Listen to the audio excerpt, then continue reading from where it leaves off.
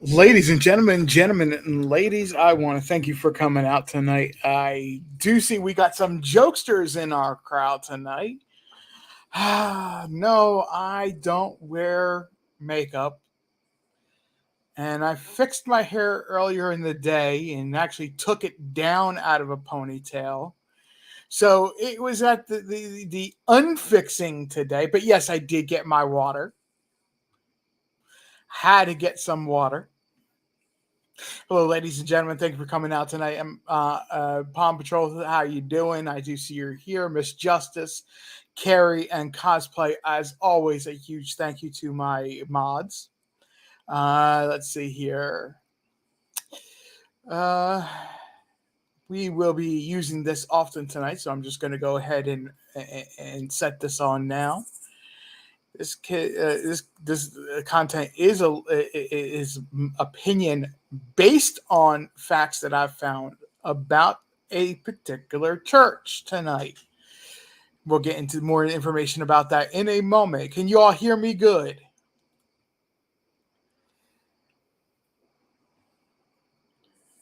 Check and make sure my volume is working. I hear myself if you didn't hear the echo.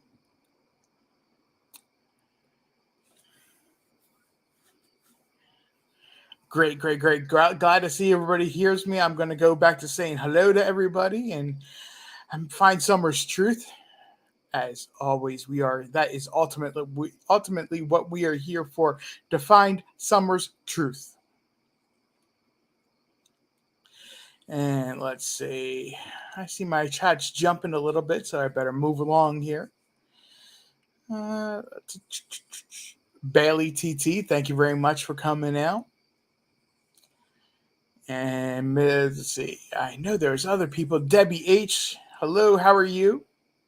Crystal, thank you very much. I'm looking for one particular person to be here tonight. Cherokee Girl, thank you. Rue, thank you.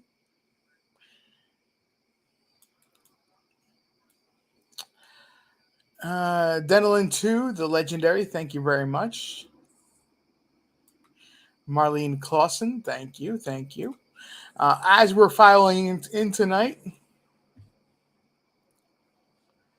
in fact, hang on just a minute because I realize I have a device playing in the other room and it's bothering me because it's an echo of what we're talking about what we're this live. So bear with me just a moment, folks. I apologize.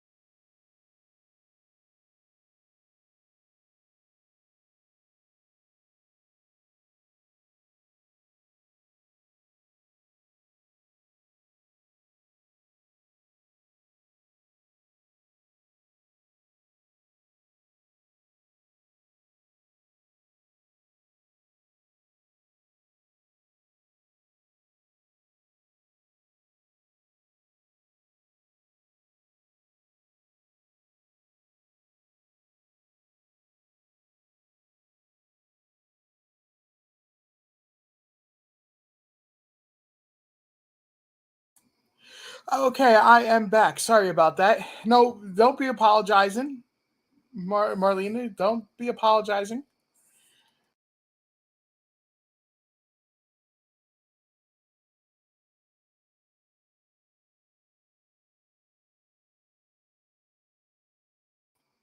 Okay, there's glitch number one for the night. I knocked myself out of the studio, but I'm back. Marlene, don't be apologizing. Let's see here. I don't even know what you're apologizing for. WH, I'm doing good. Thank you very much. Oh, you're apologizing because you said JR and not RJ. Eh, nah. We're over it.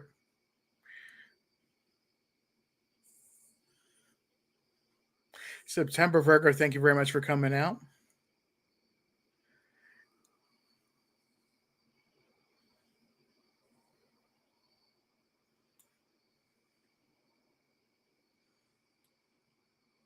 Has anybody seen Ava today? I was in a chat with. Hello, Huntress. How are you tonight? I was in a chat last night with Ziggy. We were talking about, or the chat, the live started off being about Charlotte Cena. And forgive me, I'm mispronouncing the name. We're going to start with an update. If you had not heard, Charlotte Cena, everybody knows, is the 9-year-old little girl that was kidnapped and found yesterday. And charges have been officially announced about her kidnapper. In the state of New York, I believe he is facing life in prison. He is facing first-degree kidnapping. So that guy is pretty much a done deal. He's probably not going to see the light of day until he's very old at the earliest. Huntress, thank you very much for a reminder to everybody to hit the thumbs up. I appreciate that. There was no press conference this morning, Miss Justice, that I'm aware of, unless I slept through it because I didn't get up till like 11 o'clock. They actually had it last night at 10:30 at night, or quarter of 11 last night. They went and the governor was on for New York, and I don't believe they actually had anything this morning. Again, if I missed it, I apologize. I found out about 4-5 hours ago now that he's facing first-degree kidnapping in New York.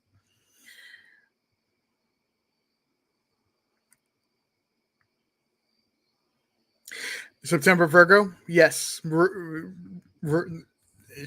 is exactly right. No matter what creator it is, there's always love and room for replay crews. So if you are part of my replay crew and you do watch this again later, I thank you very much. Reason I'm live tonight, well, first let me go ahead and throw this out there because it's just in my mind and I got to get it out of my mind.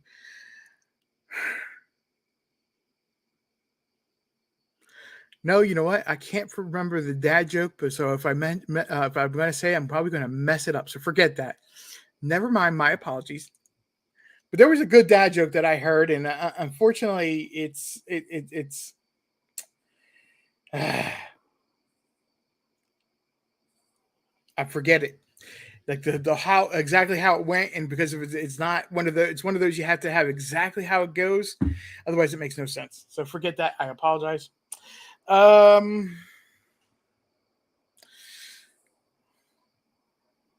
Before we get into, like I said, I'm waiting for other people to come in. I'm hoping one particular person comes in. Ava, she was asking. The reason I was mentioning Ziggy's live last night is we got into a conversation about Summer Wells at the end, and I had mentioned last night a couple pieces of information, and there was questions being asked to that went along with that information. We were talking about Robin and how somebody had wished that the interview room would release the whole interview with Robin, and he has done so. That interview was done in the church, in a classroom, and it was a one-time full interview, and that's it. But yet in Summer Wells, in the community of people that follow Summer Wells, Robin is the most divisive person as far as everybody's opinion.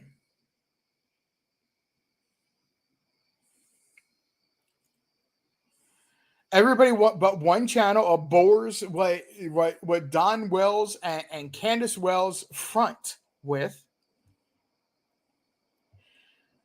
Most people do not like Tim Mullins because of the positioning he has done. And hello, Juniper. I did not miss you. I saw you. Hello, Amalu. Hello, hello, everybody. But for some reason, Robin Lane, is the most divisive person.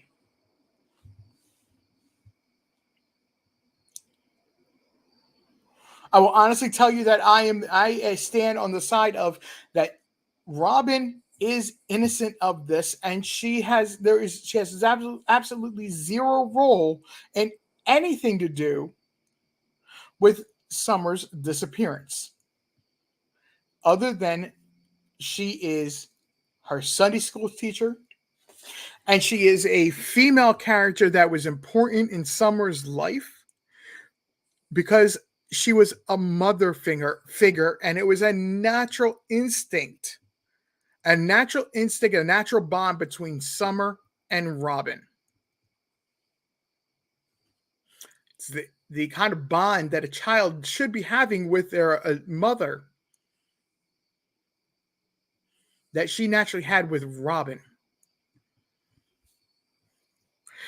Marilyn, thank you. Meadows, thank you very much. I appreciate you being here. But it goes further than that. A lot of people, a lot of people, when it comes to what Robin says, for some reason, take issue.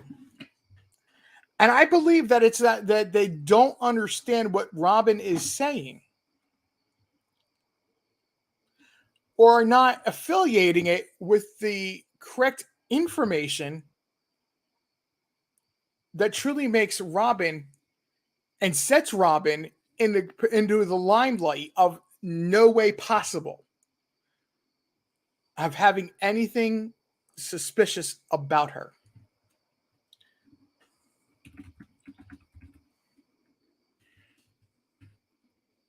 Now, I am looking up real quickly an interview done by.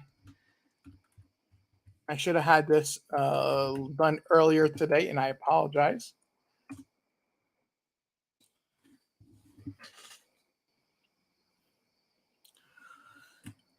I am going to be posting the link to the live or the video that was done by Chris McDonough into the description of this video. So, Chris McDonough, please, in the interview room, I'm grateful for this video.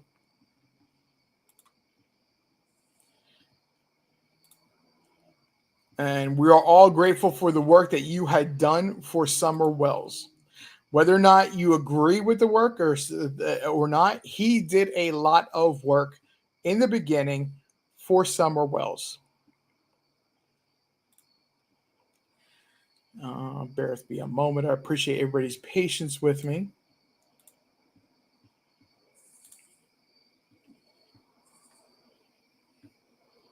Sorry, I'm putting that link to that video in the description of this video right now. So that's my delay.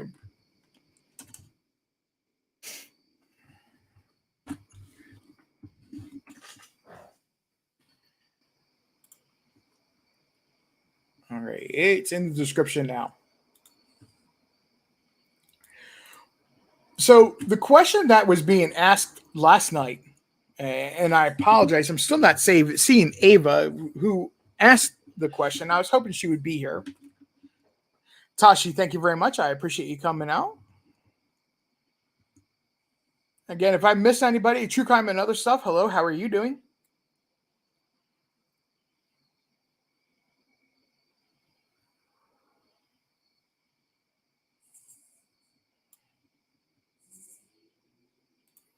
Unified for Summer, thank you very much for being here. I appreciate you doing so.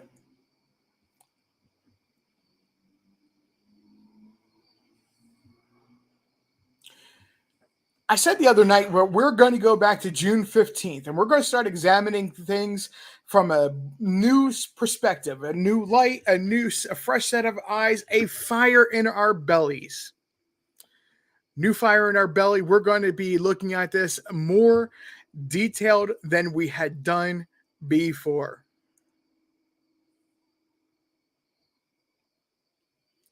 We're going to start it off with Robin. Well, this may not be in the chronological order of events. I think we need to look at Robin first, because I believe that a lot of people, and I'm going to be clear, I'm going to say it again, I think a lot of people look at Robin wrong. She is not the divisive character or person that a lot of people try to make her out to be. I know to a lot of people that's not going to be a popular opinion, but that is my opinion. Thank you, Miss Justice, for posting that link. If anybody wants to see that video, like I said, we are going to be taking a look at that video. I can't guarantee we're going to be taking a look at all of it, but there are some few things that I definitely think that stand out that we need to look at.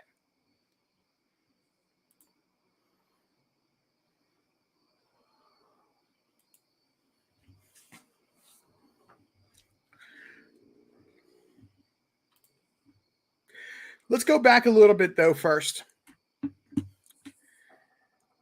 We had over a couple months, a couple videos going back as far as about a year and a half now,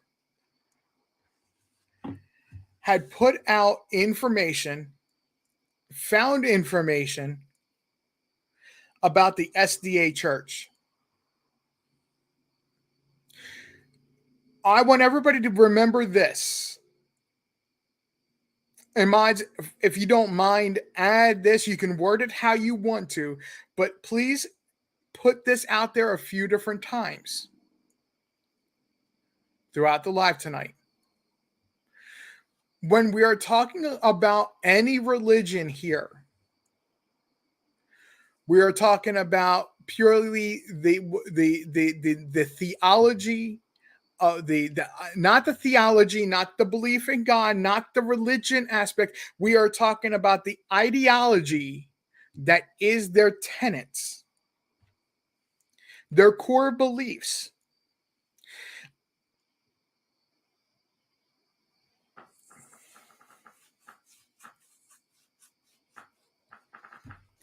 The core beliefs of what the religion stands for versus what an outlier group stands for.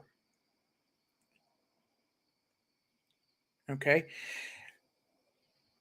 When you talk to Don Wells about his religion, he puts a book that is not part of the Bible canon as being as heavily balanced in equal to any book in the Bible as this one particular book, which is part of a 5-volume set.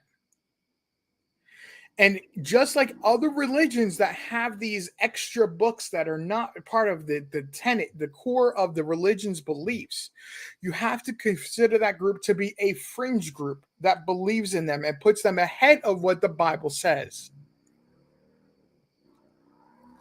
Because it comes, the problem then persists that you're not having widely accepted biblical understanding as your belief. And this is where I think the Wells, you have to consider the Wells. They're not part of the core of an SDA church. They are part of a fringe group that consistently wants to put this book ahead of the Bible. Again, we're not talking about religion. We're talking about ideology. I want to make that very distinguished. And that is the book that Don Wells from the beginning has said, if you want to talk to me, you're going to read this book. You're going to attend church services with us at our church.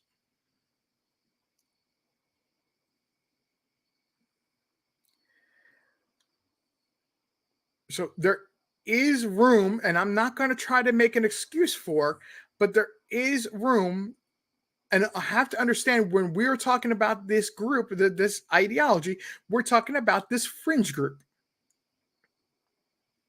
I want to be very clear about that. No matter what you believe on their principles, we're not debating that. We're not talking about religion.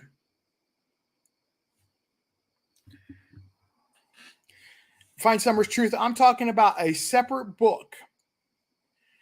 I'm talking about how Islam's have two different books, or a couple different books that they put ahead of the Bible, and they say that this is the books of their prophet, and that they're more important than what the Bible actually says.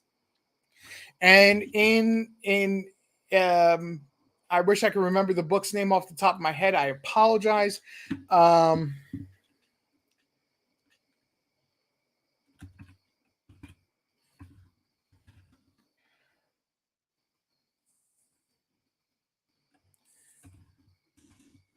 Bear with me a moment here.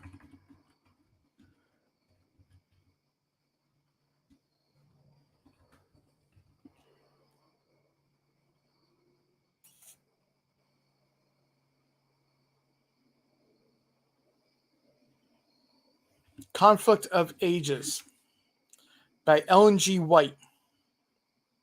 That's the book we're talking about.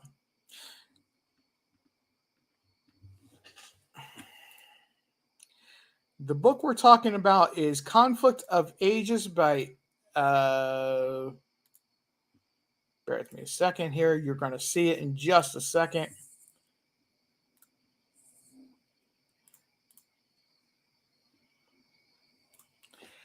It's this 5-book volume set right here that I am talking about. And this is the book, the single book that they put up against the Bible and above the rest of the volume set as being more important than the Bible itself. Hello, Lisa A. How are you doing tonight? Katerina Rostova, thank you very much.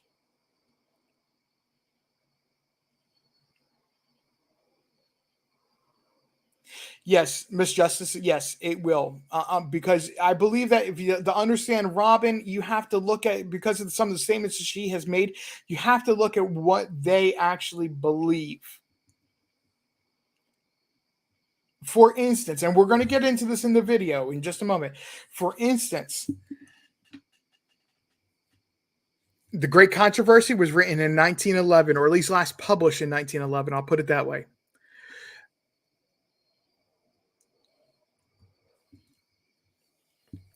Alisa, I thank you very much for your opinion. And this is exactly what I mean by she is the most divisive person. She's the most divisive person in surrounding Summer Wells. It's either you like her or you don't. You have an issue with her or you think she's fine.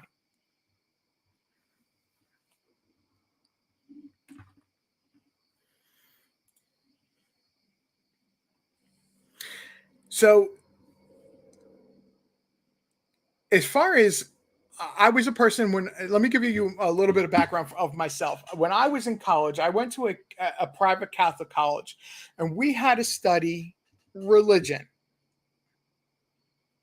Don't take it as, oh, you were forced to do. I chose to go to the college. I chose to take the courses that I did. But it was the courses that I took were more general. They were not Catholicism based. They were just general biblical topics. Like we had to take a class on the first 5 books of the Bible: Genesis, Exodus, Numbers, Leviticus, and Deuteronomy. Perfectly fine, perfectly acceptable as part of the Bible. If they went and said you had to read book X because we believe it to be more valuable and more information than the actual Bible, I would have been the first person to say, I have issue with that.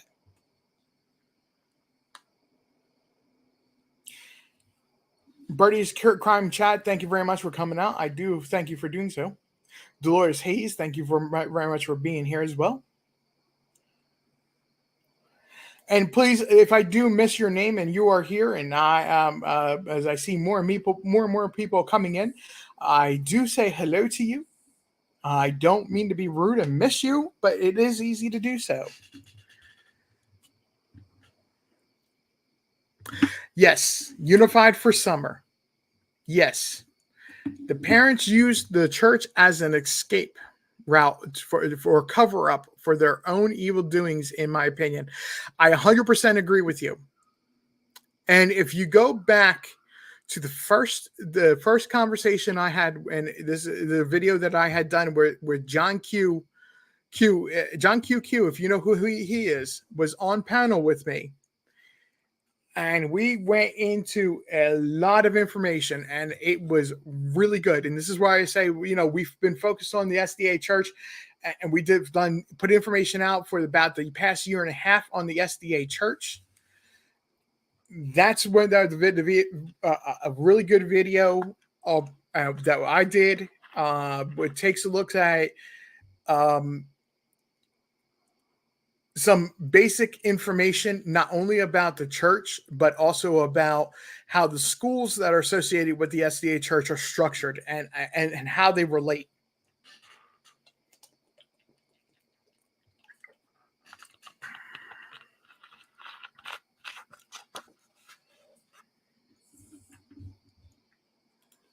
Yes, we are. I am have had many good conversations with John Q on lives about topics, and it is we love John Q around here.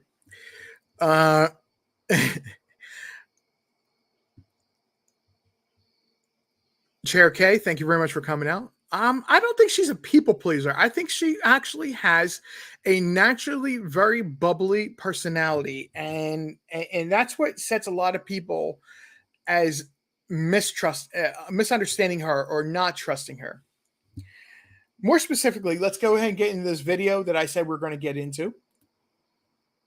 And let's watch a few moments of it, because I'm hoping the portion I really want to focus on is very close to the beginning. So bear with me a moment or two here. I appreciate everybody's attention.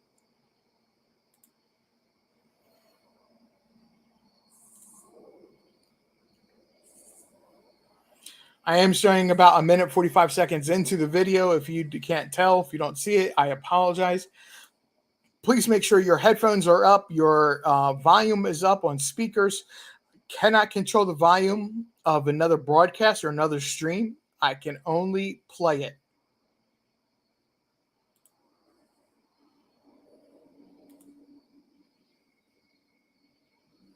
You teach the little ones about gospel principles, yes, and bringing them to Christ, if I'm hearing you correctly. Yes, that's right. How did Summer gravitate towards that?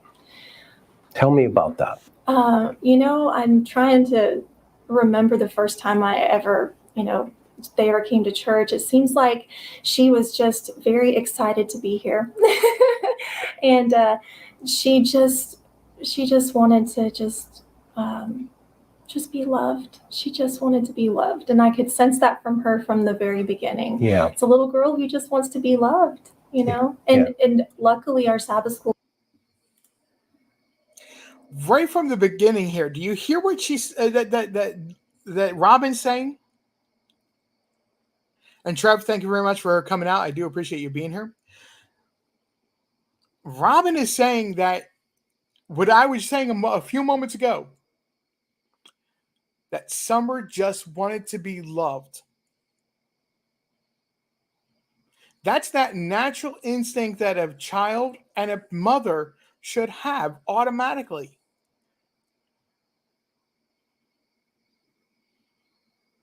She found it in Robin, not in her own mother.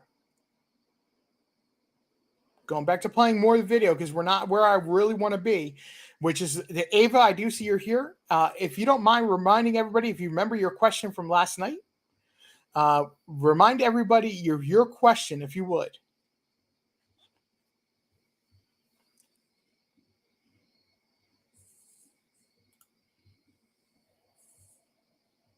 school classes are all about that. They're all about just sharing love with the kids and teaching about someone that they can count on that's always going to be there for them. And I think that I know she enjoyed coming.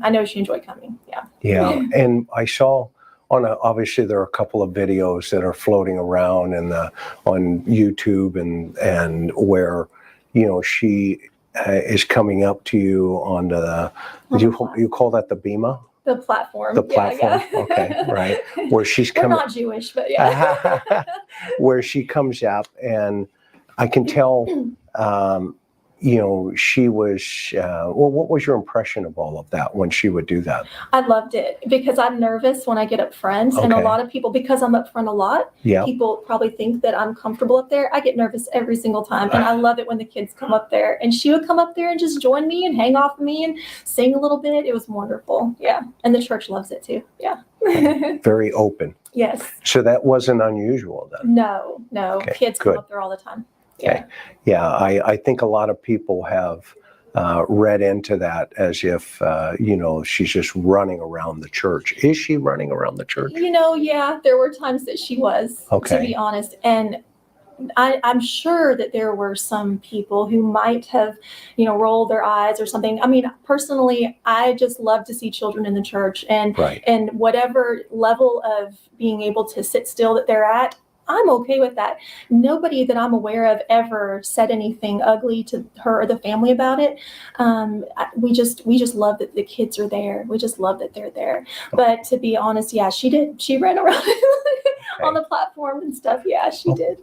And it's not that we didn't. We actually had a class where we would teach the kids about how to sit still in church. How to be reverent. How to be reverent. Yeah. And some grasp it quicker than others, and some have just energy that they just cannot contain. So. Yeah. And that leads me into a thought of what was she like? And when you talk about her energy, was there any indication that she was on maybe an autism spectrum or anything to that effect? I am no expert on that, but I had been asked that before, and I don't think so. But she did speak. People would sometimes think that she never talks. She did talk. When she wanted to say something, she could say it clearly as day. She's very good at enunciating her words and everything. Mm-hmm. But she didn't talk often. But when she wanted to, she did. I don't think that there was autism. But like I said, I'm not licensed to diagnose or anything. Right. What, from a mom's perspective now? From a mom's perspective, Mom. I don't think that she was autistic. I would make eye contact with her. Okay. And I would make her make eye contact with me sometimes, because sometimes she did want to glance around, but no, she would make eye contact. I don't think so. There's one video where she reaches up and touches your face. Yes. Is that related to that? She wanted my attention. She wanted me to look at her too. Okay. Which I usually am more than happy to do, but when I'm up front leading song service, that's not as easy. Okay. What were favorite things in your class? What were her favorite things? Yeah. Just helping. She wanted to get down on the floor. We have like memory verses and stickers, and we would put the day's memory verse on this sheet. Every Sabbath, there's a line with the memory verses on there for the memory verse for that week. Okay. And I was just kind of helping get those memory verse sheets ready for the kids. And she wanted to get down and help me. We were down on the floor. She putting stickers on there. She was whatever it was that I was prepping for in the class. She was right there beside me wanting to help. Now, there were times she would sit and listen, and she did do that too. But her main thing she wanted to do was help. And how many other kids in your class, approximately? Oh, I don't know. Maybe there's probably 20 or so. Was she doing anything outside of the realm of what the other children may have done? Meaning, was it unusual for just Summer to do that, or were the other kids doing it as well? Meaning wanting to help, that type of stuff. Yeah. Or was she a little bit further ahead? She was the special one that I allowed to do that, because the other kids would usually sit and listen in class. Summer was the one that it was easier just to let her help than to try to get her to sit still. Sure. So I allowed her. And my little girl even would sometimes be like, "Mommy, I want to help too." And I'm like, "You sit and listen." What was it like having her in your arms? Oh, it was just so sweet. There were times, I'm going to admit, there were times it was frustrating because I'd be trying to lead a class and teach, and she'd kind of be in the way or doing things, squirming. I'd say, "You quit being a squirmy tail." And she's just moving around all the time. So there were times it was frustrating, but I loved it. I loved it. And now looking back, I'd do anything for another day with my little squirmy tail girl in my arms. Yeah. Yeah. Yeah, I loved it. it's taken an emotional impact on a lot of people, huh? Help me understand those feelings. It changes from one day to the next. It changes. There are days where there have been really bad days where I could not eat. I could not sleep. I would just cry all day long and could barely work. It was that bad. And then there's been other days where I just have so much hope to. And for the first time in any interview, any conversation about Summer Wells missing, did we finally hear what a real mother would react to their daughter disappearing. She just gave you a description of a sudden depressed state, crying, not hungry, can't eat, just something, an overwhelming emptiness from your life. We have never, ever heard that from Summer's parents. Never. This is why I say that Robin had a bond with Summer that she should have been able to have with her mother. And it's little things like this that, in my mind, seclude and remove Robin from anything to do with Summer's disappearance. I did see a couple comments here in the chat I want to take a look at real quick before we continue on with the video. Katerina Rostova says, usually kids talk and talk and talk unless maybe she was shy. I believe from the beginning of of everything that she was discouraged to speak. And it has everything to do with the family's belief of what a role a woman should have in the family is. Marlena, you're exactly right. She got no attention at home. And when she got attention from Robin, she ate it up, and every second was like a year's worth of attention, a year's worth of positive attention to her and for her. I can't describe that any other way because I don't know how to. Lisa A. Says, I taught Sunday school years ago and wanted to teach the kids to sit still. I never did that. Little kids are hyper. Children do not actually get to understand what it means to sit still and have that focus until they're about third grade. Fourth grade most times.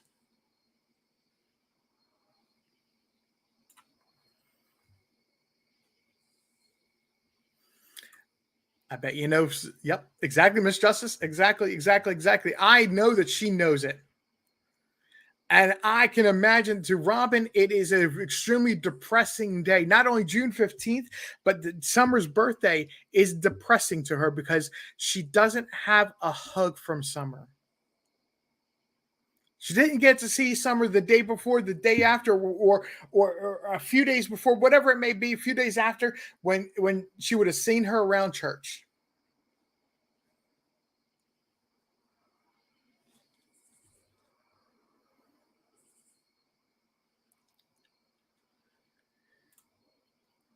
When Chris McDonough said she reached up and touched her face, your face to Robin, my eyes started to fill up with tears. Robin didn't have similar reactions, still smiling and seems joyful, in my opinion. I think she's recalling that memory of that moment that happened. And the moment that it happened, she would have been smiling. The memory of that, she would have smiled at. She spoke from her heart. She never pointed fingers at anyone or spoke bad about anyone. Exactly.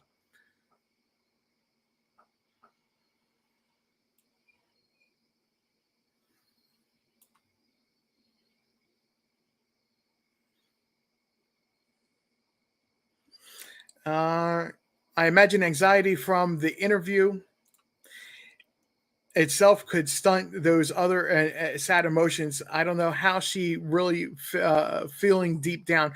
That's a Birdie's crime chat. That's a really good point.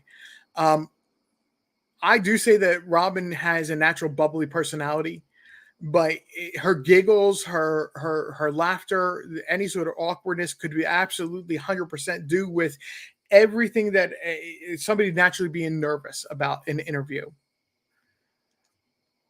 It's quite a different thing to be able to stand up in front of a room full with kids and organize them or keep control of what's going on. As she says, 20 kids in the classroom. To speak with another adult and know there's a camera rolling.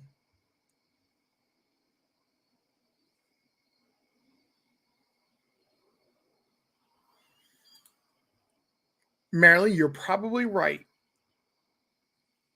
The boys had IEP meetings that the parents ignored. It would not be without a I'm not going to say without a shadow of doubt, but it would be within the realm of a possibility that she would have had some sort of learning or developmental challenge. Yes, absolutely. Lisa Kleckner, thank you very much for coming out. If I didn't say hello to you already.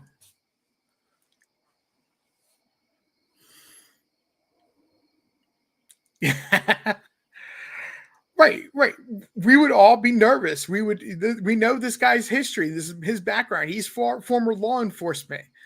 It's not just what he looks at, and what he's looking for in an answer is not what a normal person would be looking for.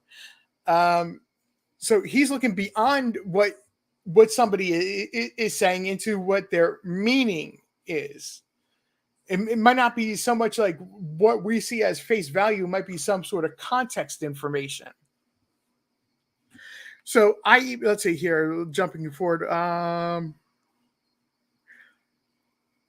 Yes, that's an obvious. Denelin too. That I'm not trying to point you out as being a negative, but I think that's a necessary and obvious statement that the parents are were never emotionally there for her or any other kids. Yes, this is what an IEP stands for. An individual educational plan. It's what somebody gets when they have a learning disability. And it's a plan of action. It details things like it details and breaks down information that based upon their learning disability, and it is available for a teacher to review. Like, say, for instance, I am considered to be dyslexic, and when I was in school, I didn't need some of the more I was not extreme dyslexic. I'll put it that way. My dyslexia was minor, and I learned how to correct it with time. But I still needed time where I needed to be able to slow down and have the assistance of a teacher, a study hall group type of deal where there was 10 other kids in the classroom. But if I had a question, that teacher knew my learning plan and was able to sit there and work with me, work through the problem I was having at that moment. Whereas some of the students that have IEPs will have their own separate classroom. It's not that they're unintelligent, it's that they need more attention at a slower learning pace. So my IEP basically was that if I needed assistance or extra time with a test, I was granted that.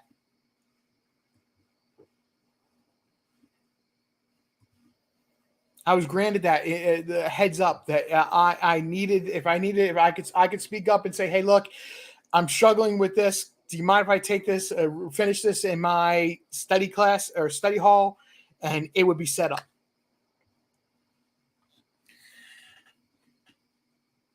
So it's along the lines of that, and it's to help the student learn and the teachers teach. That's what I would leave an IEP as, is to give you an understanding of what it is. HDC seems to be going into the legal and more the depth of what I'm saying.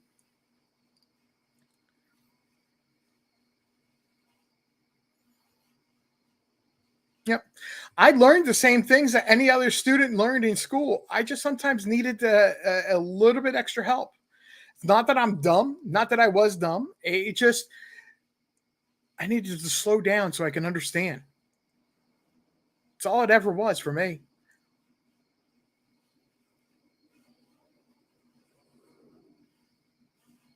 Unified for Summer, I'm not sure we ever had an answer for that. But I think you were talking about where Candace was in the hospital with the supposed heart issue. I really don't see why visiting somebody in the hospital, unless they're like in ICU, it was a normal. It looked like she was in a normal hospital room. Just my opinion. So I don't see an issue. I never saw an issue with that.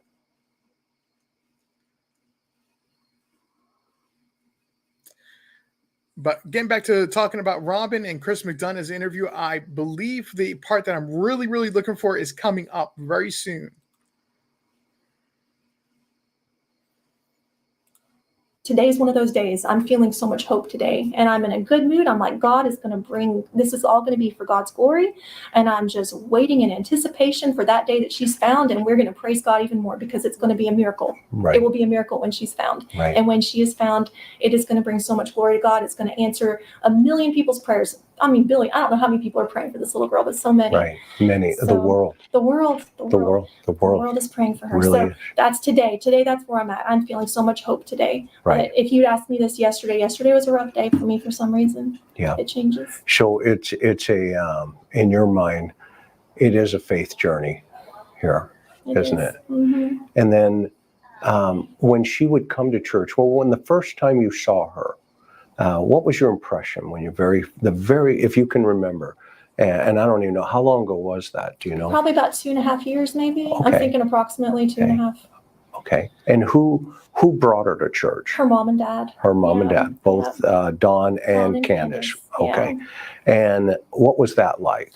Well, when they first came here, Candace and Dawn know I love them and that I don't mean this in a judgy way at all. But sometimes when people come in for the first time and, just dressed kind of down, we kind of think maybe they're just here to kind of like me. Yeah, just like we're not all fancy here. We don't. That's right.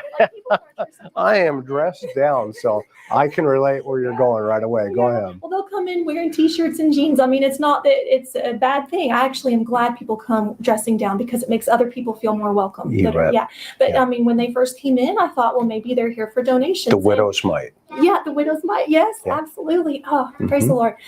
So I thought maybe that was it. But you know what? They came. Their kids just seemed to love it, and they seemed to love coming to Sabbath school. Were the boys here too? The boys were here. The whole family. Yep. And I was just happy to have them here. Everyone was happy to see them, and I didn't know if we'd see them again. But they were here the next Sabbath, and then they were here the next Sabbath, and I was like, wow, they're really coming. They're on time. They come on time, and they leave at the end of church. They're not here just to check us out or to get anything. They're here because they want to worship. Okay. They want to worship. Yeah. So there was a sincerity there. There was. Okay.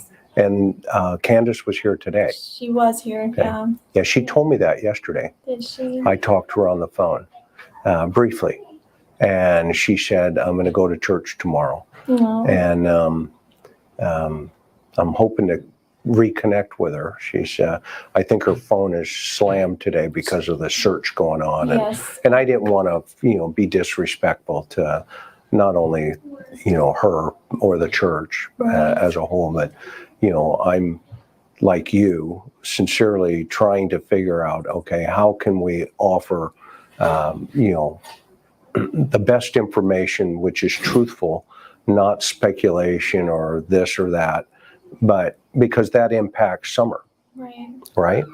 And so that's why I waited. So that said, when they've been here, coming to your church here, and they obviously became part of the church family, would that be an accurate assessment? Yeah, I would say they just, especially with the kids and everything, they just seem to just blend right in with us, Okay. just in a brotherly, sisterly love kind of way. Right, Yeah. I don't actually think that they're members. right, I don't think they ever joined as members. okay. I could be wrong on that, but I'm pretty sure that they're Do you know not. what faith they are? Well, I know that Dawn is Seventh-day Adventist, and I'm not sure about Candace. What was the interaction between the children, mom and dad, the family, when Summer was just kind of being Summer? Yeah. Mom and Dad were sitting over there listening to the sermon, and Summer was running around. And I'll be honest with you, so many people in our church, it wasn't just me. I think a lot of people probably think it was just me and Summer. There was multiple families in the church that would just, have little bags and little toys and things, or have kids of their own Yeah. that she would just kind of join in and play with. And so she was very well occupied. And to be honest, it's kind of, I think, a wonderful ministry to allow the parents to have that break to listen to the sermon. Absolutely. Because they've got the kids all the time. So for them to have a break while other people in the church who love to, have that interaction, it was a blessing, really. Okay. Yeah. What is it in your heart that connected with hers? I love snuggles. Okay. So I love to you're snuggle. a snuggler, huh? I'm a snuggler. Okay. And my little girl is usually a snuggler, but when she comes to church, she got all her friends and stuff. So I'm not getting as much love. And so Summer comes and she wants to, just kind of love on me. And it was a good connection. So going back so tell me about what it felt like to have her in your arms. It was just like having another daughter. That's Okay. what it was like, just having another daughter. Yeah. Right. On an emotional level, for her, what did you sense? I think that she just wanted extra love and attention. I mean, every kid, isn't that what every kid wants? They just want to be loved. And I think she just needed some extra love, and I think that she did, and she just found that in me. Okay. Why was that though? Why do you think that? Well, I know There's what you're trying to say. No. There we go again with the natural mother instinct kicking in. Robin feels that Summer just wanted some extra love, loving, cuddling, attention, and she naturally finds it in Robin.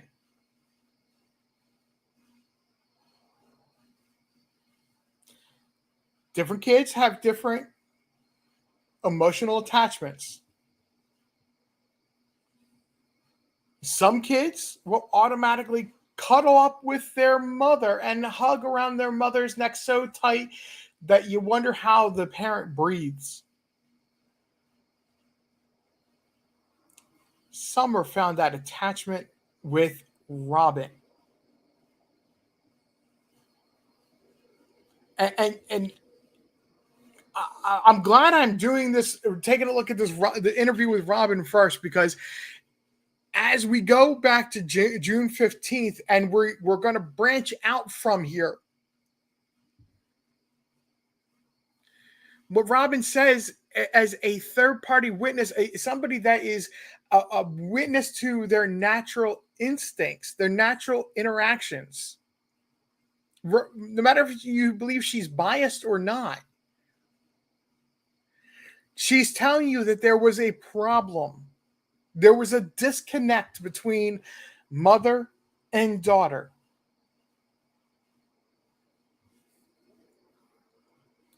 A disconnect between mother and daughter.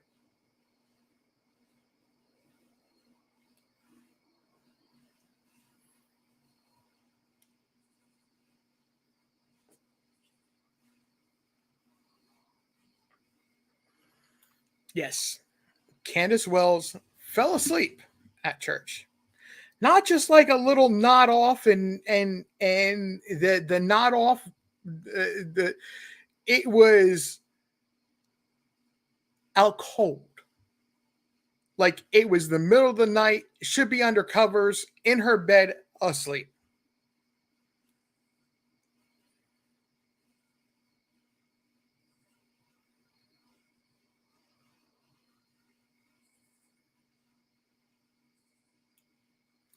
Baby H, I hope you have a wonderful night. Thank you for stopping by. I hope you watch the rest of this as well.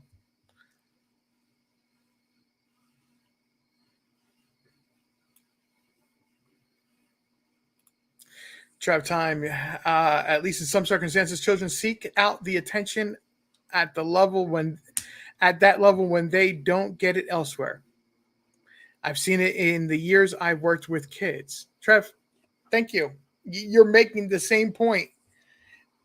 You're making the same point I am. I appreciate that. Okay, going back to watching this video. I promise you the point that we really, really are trying to focus on, and I'm sorry I don't have a time, like a timestamp mark that I could just jump into it, but I think this the rest of the interview with Robin is equally important as to what we're going to get into.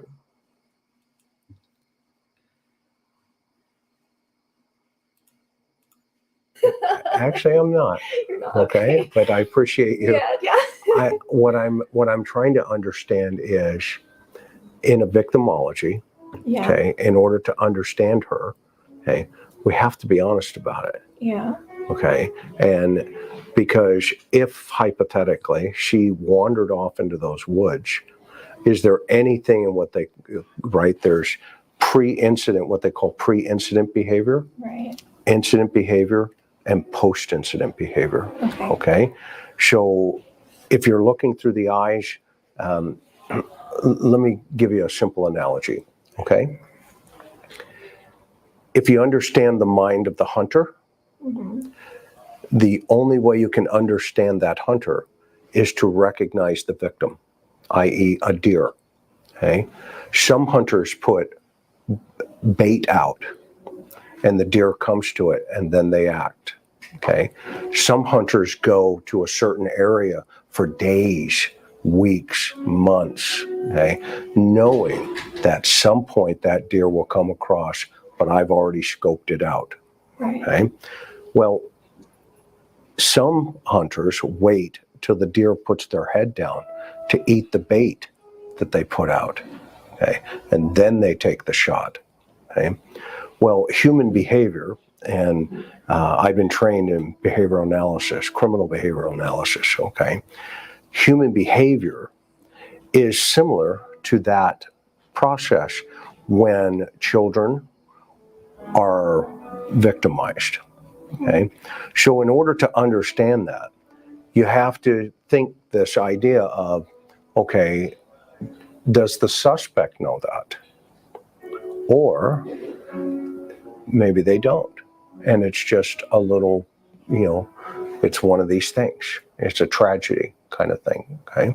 So what I'm trying to process here by asking you that question, okay, is could somebody have seen that and said to themselves, okay, I've got an opportunity here.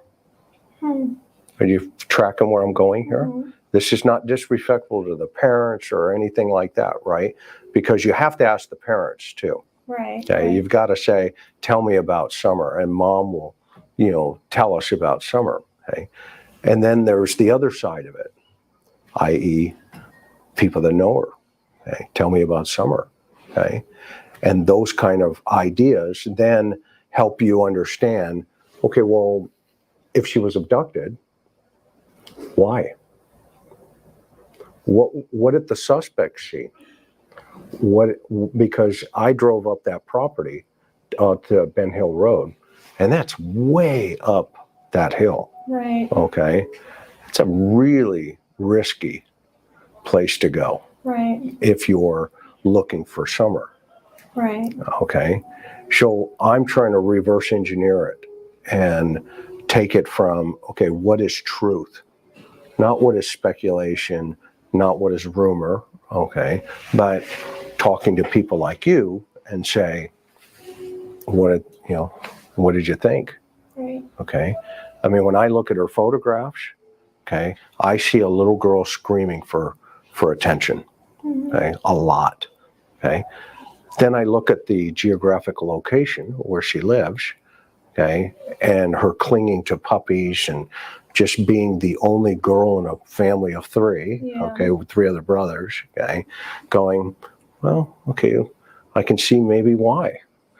Maybe there's dynamics between family members that you don't know about, and I wouldn't ask you about them, okay, that make that presentation in public where she comes to you and she clings on to you. Did you catch that?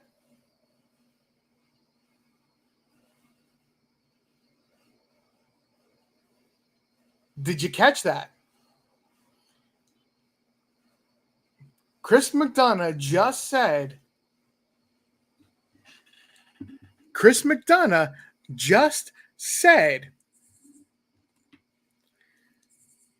the same thing I've been saying from the beginning.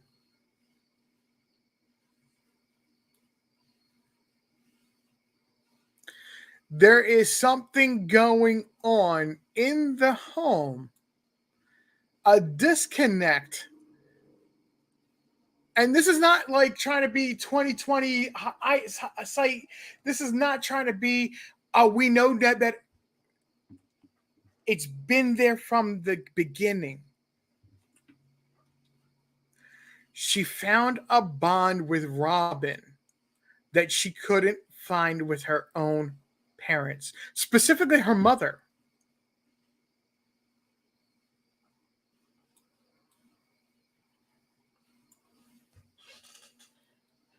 Why? Obviously, he can't, as he's putting the case out there, I can't ask you for that reason because there's no way you would have that information. It'd be irresponsible to expect you to have that information.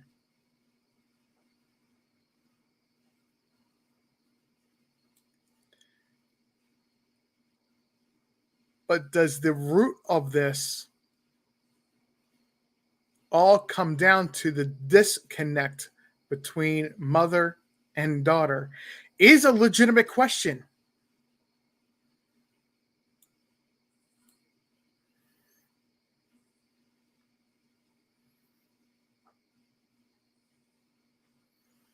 And Miss Justice, thank you very much. I didn't say this before, but we are watching this video as part of, excuse me, as part of a copyright disclaimer under Section 107 of the Copyright Act of 1976. Allowance is made for fair use and for a purpose such as criticism, comment, news reporting, teaching, scholarships, education, and research. Man, we're learning a lot. If you stop and process it and really pay attention, we're really learning a lot.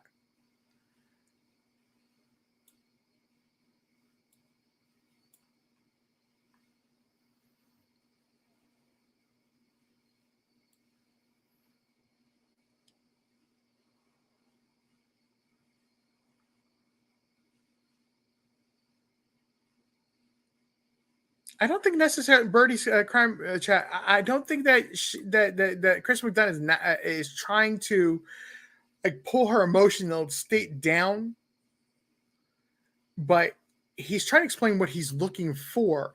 And if that make the idea of thinking about Summer and what could have happened to Summer and her disappearance, it brings Robin's emotional state, her continence down to a downtrodden state.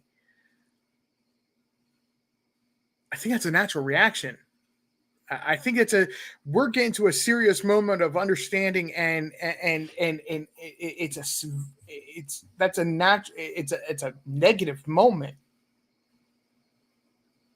I don't see an issue with her emotional reaction or being downtrodden. Where's Summer 1-800 TBFI? Thank you for coming out tonight. Yes, Miss Justice, exactly. The disconnect is noticeable to the average person, and it's an extremely important point to focus on.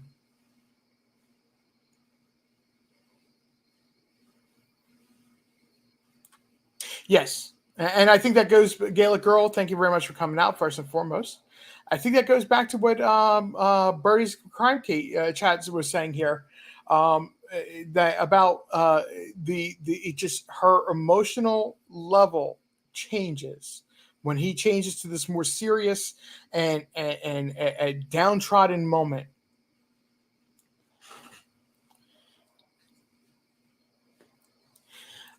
Dumpling, thank you. Oh, you fixed your name, Dumpling. Ah, thank you.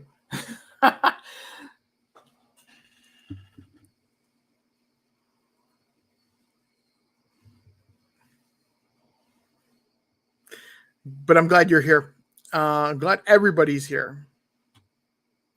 Ava, are you still with us? Because we're coming up to your question finally. I know it's taken a moment to get to there, and I apologize, but I believe we're getting there. It's just I didn't have a timestamp for when this question was asked or when the explanation or statement that I'm looking for. Robin said, and then we're going to go into your question from there. And Ava, if you are with us still and I missed it, please put in the chat again. And my mods will let me know that it's there, of what you were asking last night, because this is really going off of what you asked. So I do want to draw attention to that.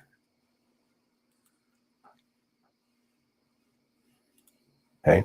One interesting observation here, just while we've been talking, is your little one, okay, ignored me. Right? Yeah. When she came in the room. Yeah. Okay. I don't think Summer would have. I think Summer would have sized me up. Okay.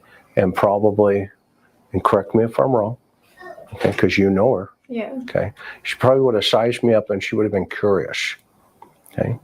Yeah, I can see that. Okay. Yeah. And why could you see that?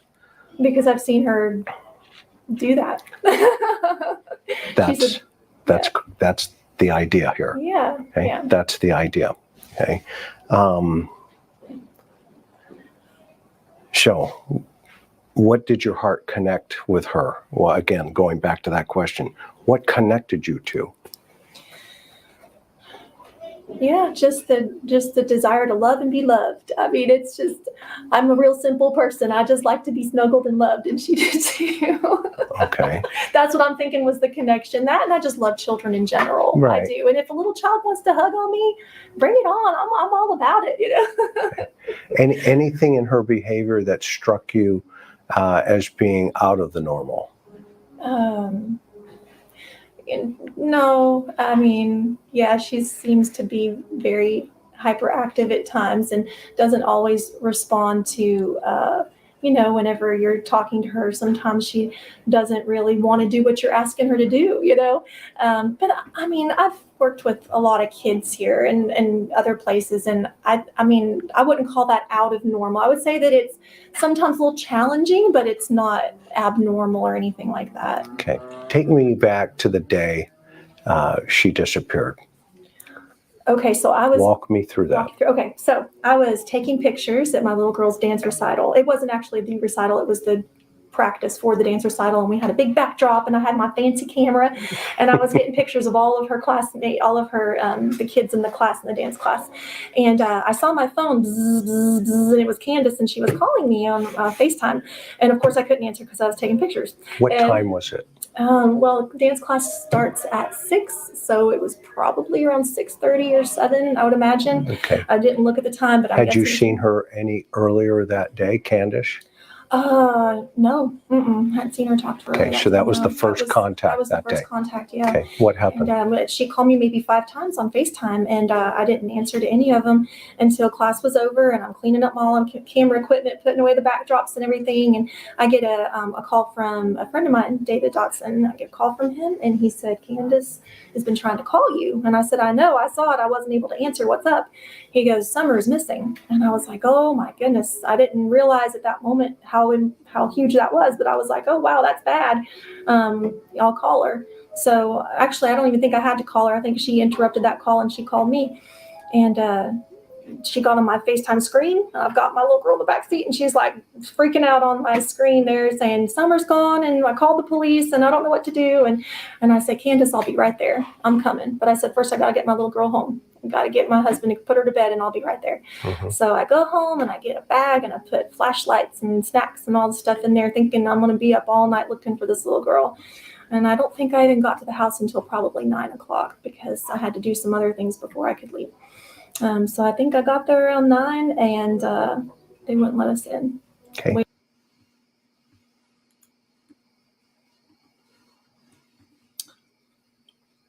In that one moment of listening to Robin, she gives herself an alibi that nobody, I would imagine, nobody is going to dispute. She was attempted to be contacted by the Wells, by Candace Wells. She couldn't answer because she was at her daughter's recital. And she took care of her responsibility. She took care of her daughter.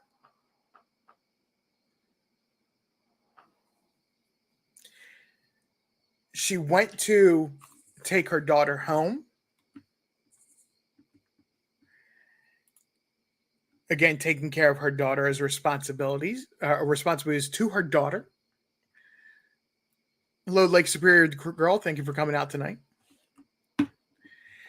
And then she prepared a bag.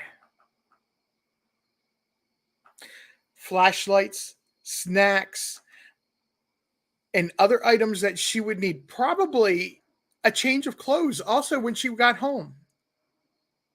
Because she's probably not in clothes that she could go be out in the woods searching. She doesn't go into that detail, but I can imagine that she would have wanted to have jeans instead of maybe a pair of shorts on or a dress on to go searching. A more comfortable pair of shoes.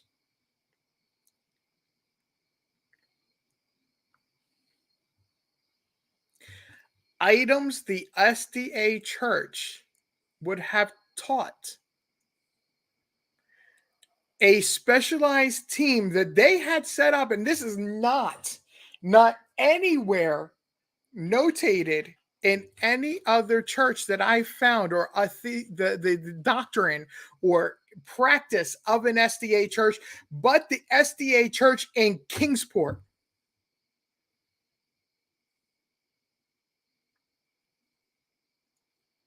To be prepared to go out searching for kids that are lost.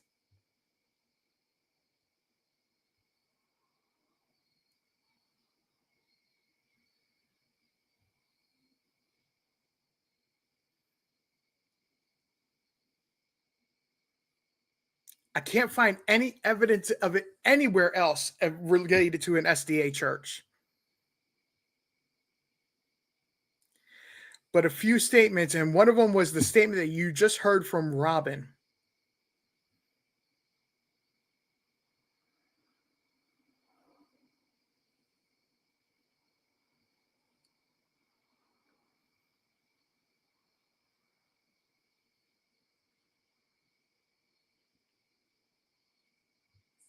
Like Superior Girl?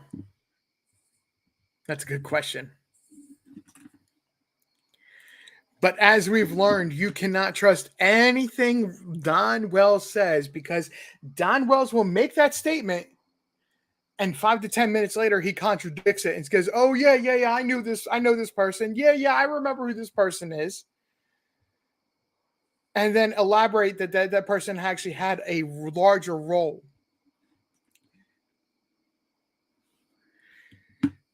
The point is still, though, that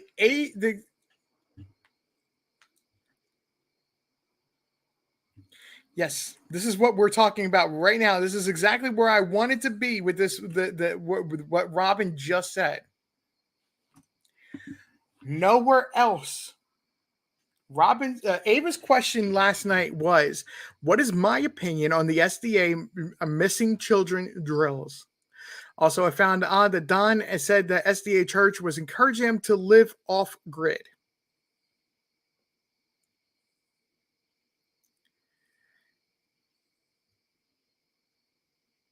And this is what I'm answering, Ava. I can't find anywhere but being Kingsport that they had the SDA church set up where they had these missing kid drills. They had teams of people that were set up and trained, or they trained them to search in the woods or in the cities or anything like that.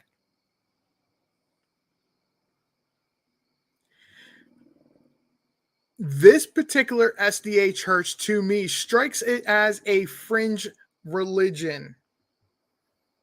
As I was mentioning before at the beginning, we're taking a look at ideology, not religion.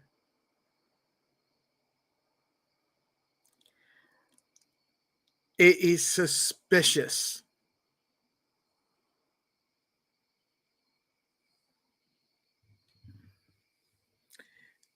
It is highly suspicious.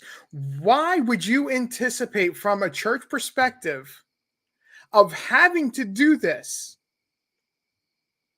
Any church having to do this?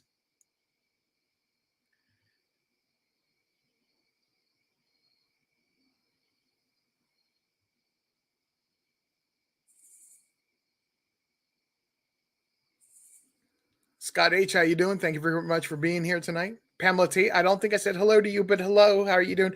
Casey, thank you very much for being here as well. Sec 201. I believe you're supposed to try to say second to no one. Hello, thank you very much for being here. Blue Eyes Dumplings, thank you for being here. There is no reason that I can imaginably think that there should be a church setting up a group to be searching for missing kids. Now, it would be different if it was constructed to be the school, the church property. A children slips away from a parent, search the property of the church. Once you eliminate that the child is or is not on the property of the church, you then may need to contact law enforcement and get additional help. Search the interior of the church, search the bathroom, search the classrooms in the basement, if that's where the classrooms are. Search the church. But that's not what they were trained to do. They were trained to go out into the woods, out into the city landscape, and do grid pattern searches.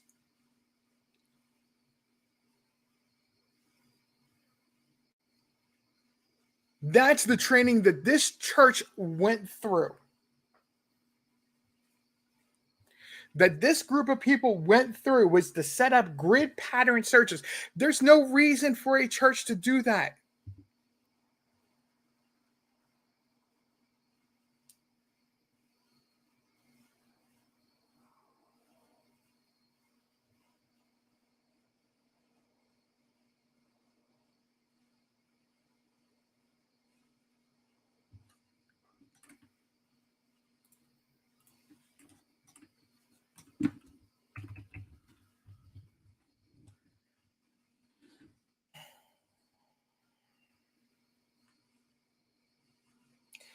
There makes no sense. It makes no sense whatsoever for a church. At least I can't fathom a reason why a church would have a team of its members, teachers, deacons, reliable persons that they believe. Now, I'm going to give you a little bit more information you may need to know.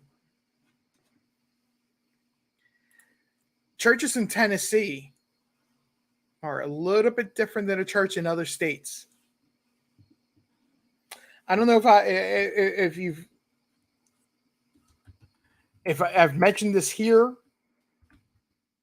or I've mentioned this in other lives with other persons when I've spoken about the seventh day about a law passed in Tennessee.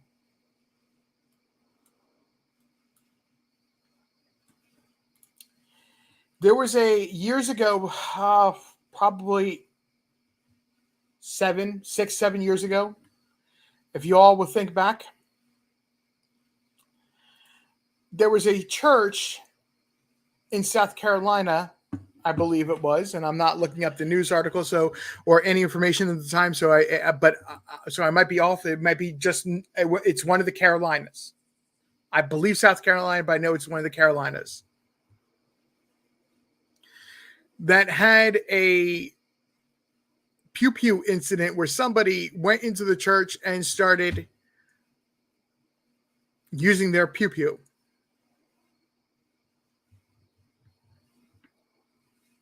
In a reaction to that, in Tennessee, they passed a law that detailed how a church can set up a security team for the church. It detailed the qualifications that a person on the security team must maintain. It detailed that they must pass psychological background checks, not only background checks, but psychological background checks. And I believe, I don't remember the exact law off the top of my head, but I believe they had to be go through the psychological evaluation at least once every 6 months to be able to maintain being on this particular team in a church.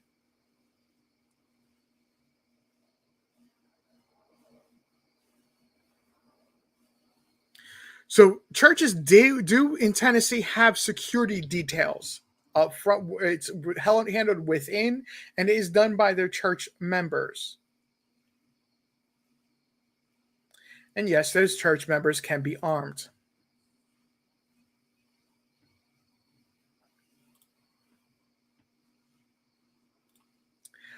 This is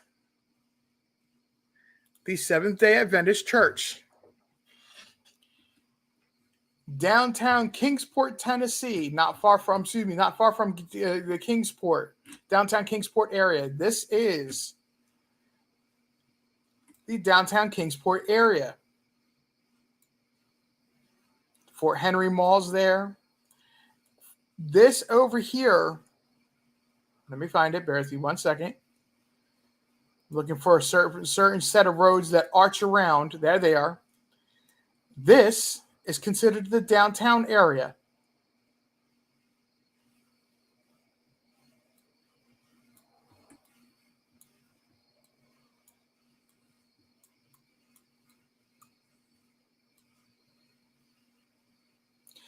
Let's take a look around the area around the church. Let's zoom in on it a little bit.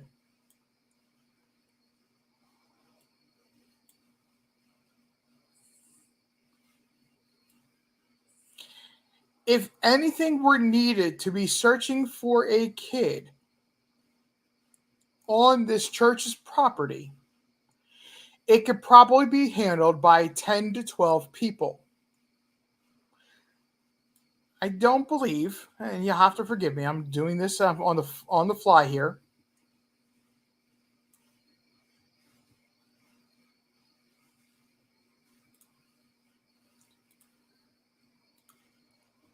Okay, I am sharing this. This is a street level view of the church. The road I'm standing on, or we're looking up at the church from, is forgive me. Let's take a better look at this here.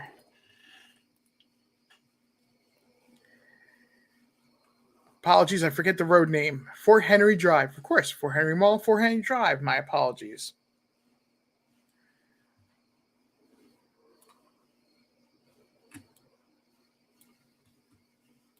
That's the church.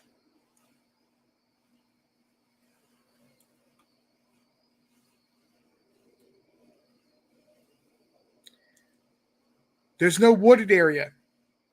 There's no water on this. There's no river. There's no water running through, no pond, no stream, nothing on this property. No outdoor playground. No natural attraction for a child to go wandering outside of the building away from their parents. So if a child did get away from the parents, I can't tell how many, I believe it's only a 1-story building. If it's 2-story, I apologize.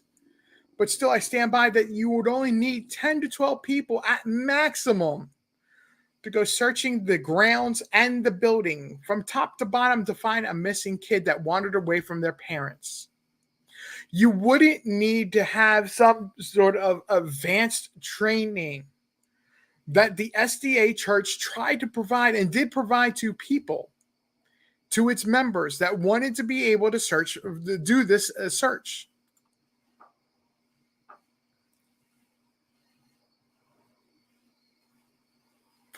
Yep. But Carrie is exactly right. The church sits up on a hill.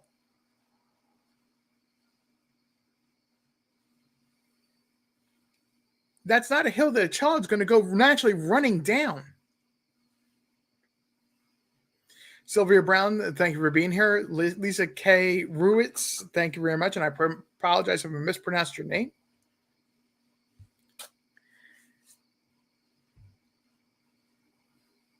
So, Ava, to answer your question, the simple answer is it doesn't make sense, but it exists.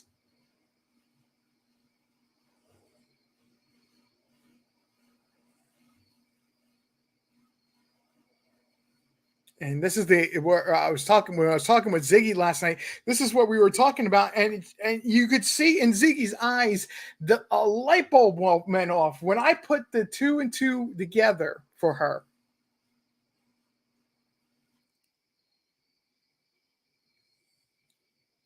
You could see that her mind started going, and she was like, "Are you kidding?"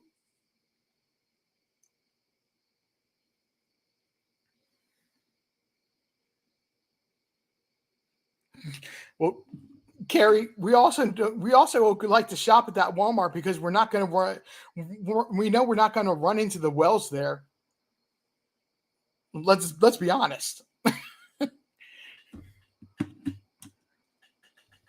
You're right. 1-800 Summers 1-800 TBI find. You're right, but I can tell you, they use Bays Mountain. If they're going to do something like that, they just go over to Bays Mountain. They don't have to go very far to get to Bays Mountain. It's right in Kingsport.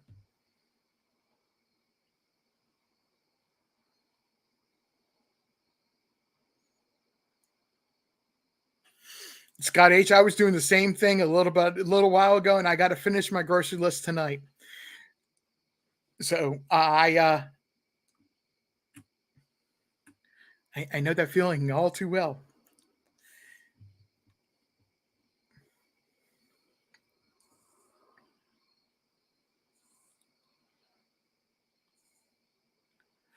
Katarina Rostova, Candace can't go there. Even if Candace, I'm not trying to go into details of why, but Candace cannot go in a Walmart, period. Let's just remember that one. Let alone that Walmart that's right here by the church.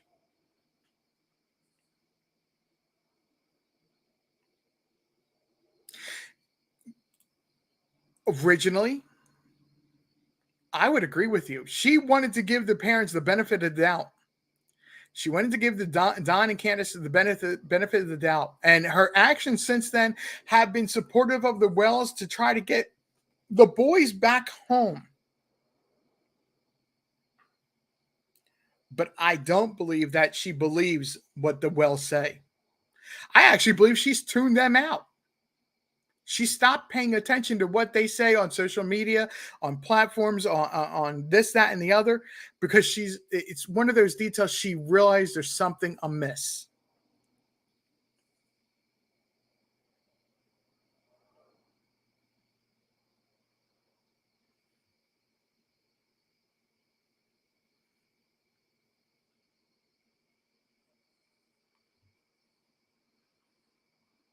Yeah, this is the church that the Wells went to. This is the Seventh-day Adventist Church.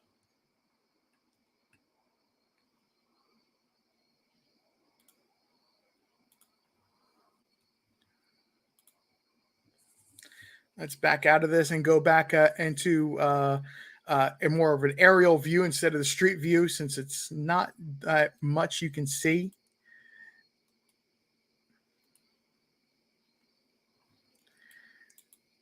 This is where it is in Kingsport.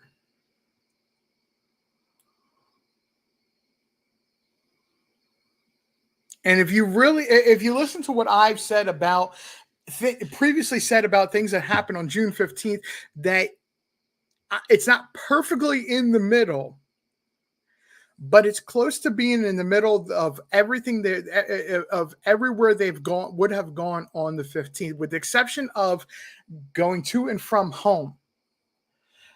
Every single thing they did that was in Kingsport, this church was in the middle.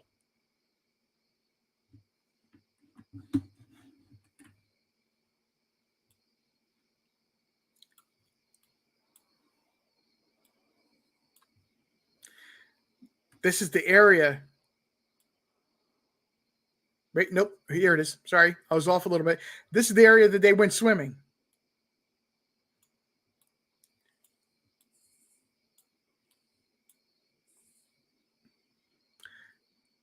There's the hippie house.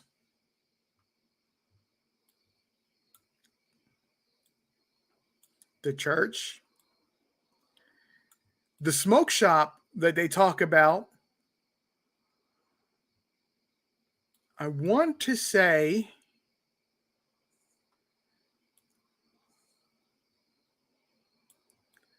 might be a block off or so, but it's in this area.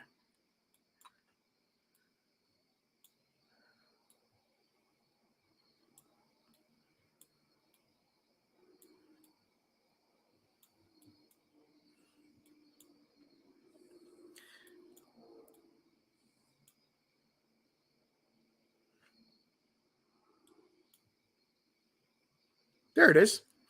The discount tobacco shop. Still on Fort Henry Drive. You go up here into the downtown area. Okay? You go up here into the downtown area, and where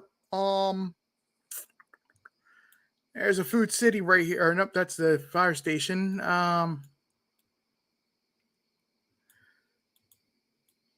I've not looked at this map in a while, folks, so forgive me, but there's a Food City somewhere up in this area, and I'm just not finding it. This is right here. Dobbins Bennett on Fort Henry Drive. That's probably the largest and most popular school in the area. It's a high school. When I say area, I'm talking about Tri-Cities area, to be honest. But up in this area as well is not far from where there's a Food City up here, and it's not far from where Hunter lived, and the hospital is not far away either from downtown. It's you go up here to 11W.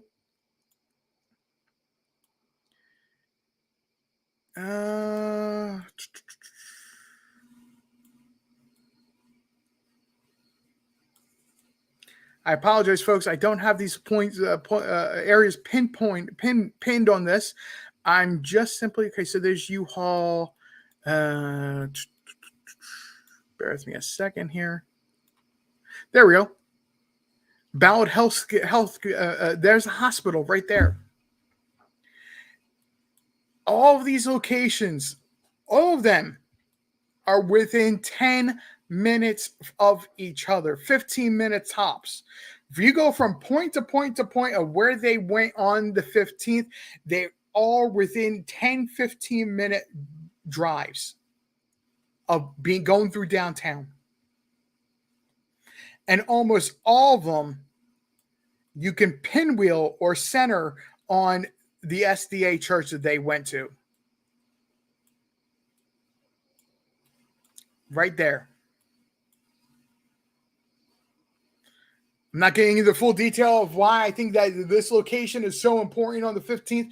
I'm just simply saying, look,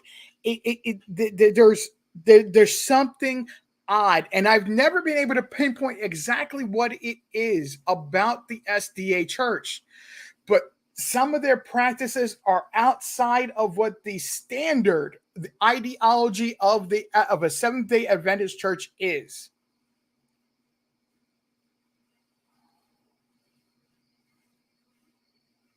Ava, this is where I was saying that last night that it takes a half an hour to answer your question. Because we've spent getting to the point and where I've noticed that we were at the point, I'm about 30 minutes in right now. 30 minutes in right now.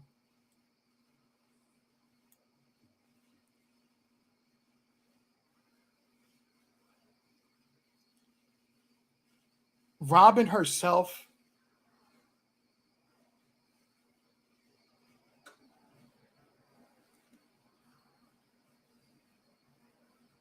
is not the issue. The issue always was, always has been, the disconnect between Summer and her mom.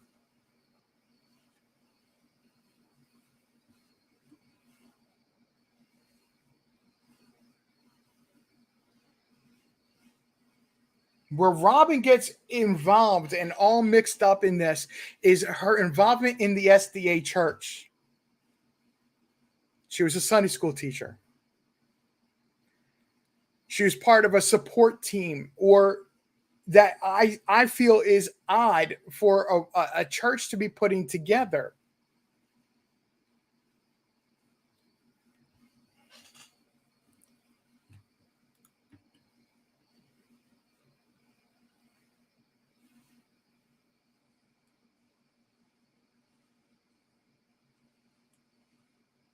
And to further answer your question of why they would want to go and put into the minds of the people to start preparing to live off the grid,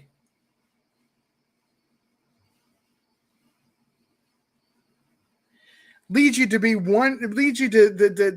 surmise that they were preparing their members to be preppers.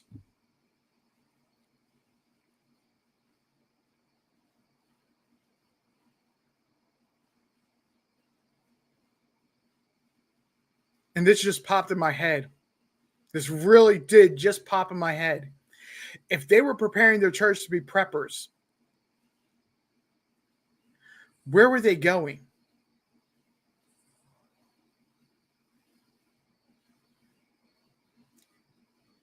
Because if they are preppers, if in their hearts they are preppers, then all of a sudden now you got to consider that specialized team that they put together were preparing for not just searching for this instance, or they used this instance of searching for Summer as practice. But where were they going, and what were they preparing for to go on a journey through what wooded area that they would have to have a team to search for persons, not just a child, but persons that wandered almost like cattle way a cattle rustler or a cattle farmer herds their cattle.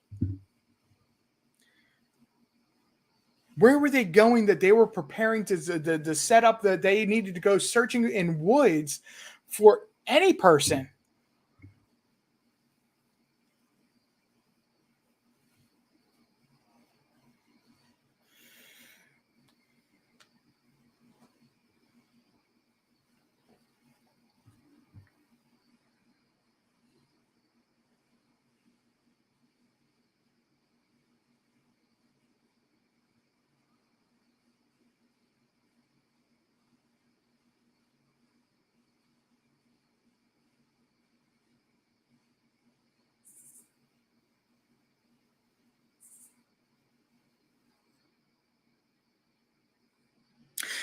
Second to one, second to no one. I believe that is exactly what it is. Robin is loyal to her faith and the church. Robin is loyal to her faith and the church, and that is what she was doing. Remaining loyal to what she believes is right.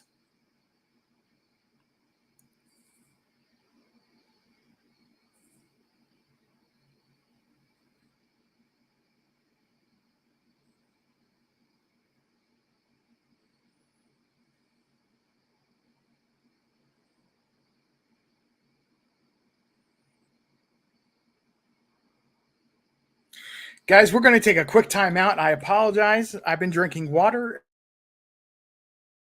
As everybody was making a comment earlier that I like to drink water and I need to drink water and I'm always drinking water.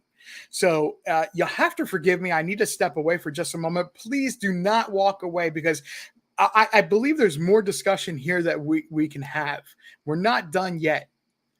So please bear with me a moment. I apologize. It's ill-timed. I appreciate everybody being here. I will be back as quick as I possibly can.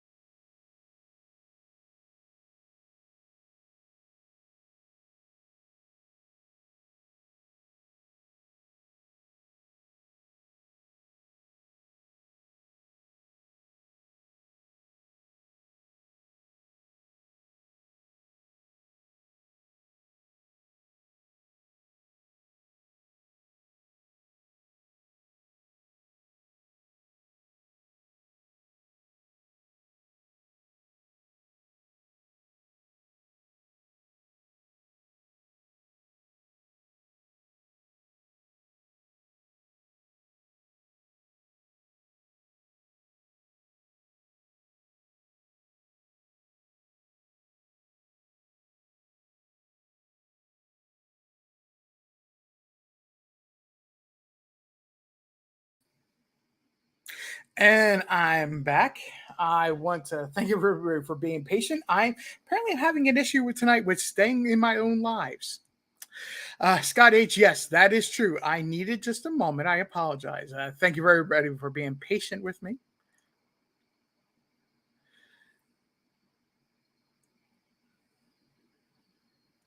For those don't know, I work from a work from home type of job for a 9 to 5, and we are encouraged to drink a lot of water and take frequent breaks and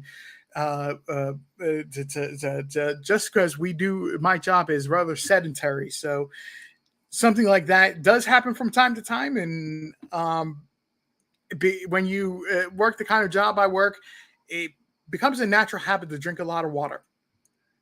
So I apologize.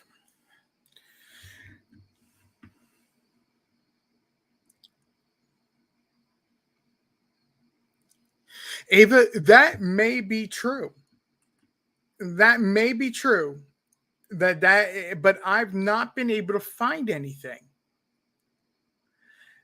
I will give you that most of my researching has been to understand the SDA church as far as ideology. However, you do have to take a look at, just like I said, was the book, the collection of books, the Great Controversy book that we were talking about, being a part of the 5 volume set. That they ignore the rest of the volumes in the set and they only pay attention to that one. Usually, you have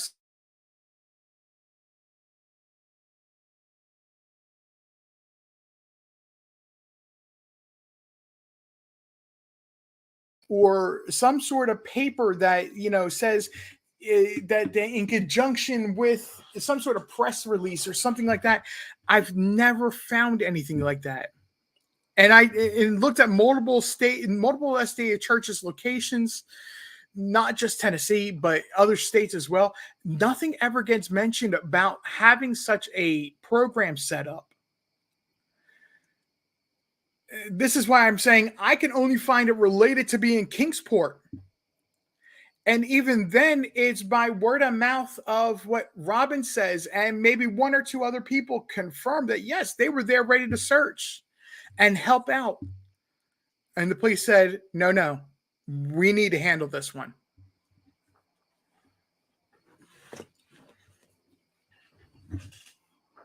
We appreciate your willingness to help, but we need to handle this. The very first clue that something was wrong. Very wrong.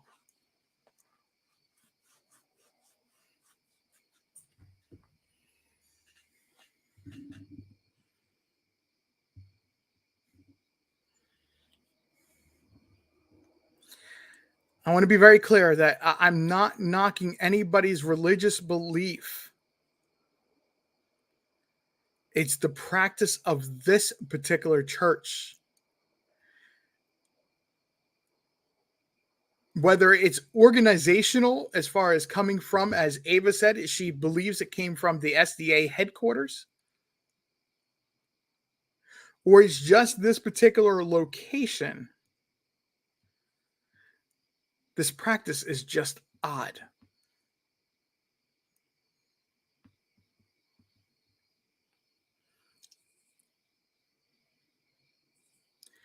Churches have a good place in society. They always have, and they always will. Do not want to, please do not anybody think I am knocking a church.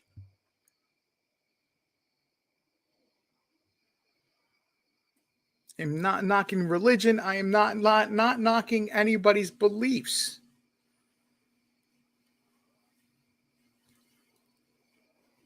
Casey, you said you're SDA. Do you remember anything ever being set up like this in the church?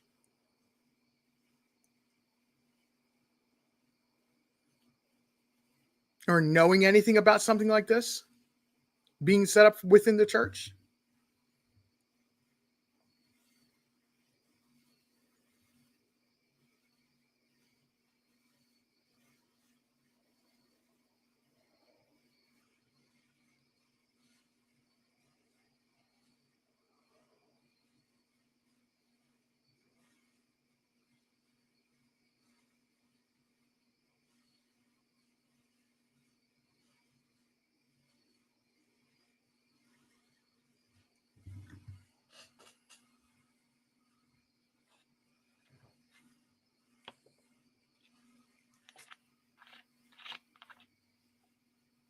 Understood. I appreciate your honest answer, Casey.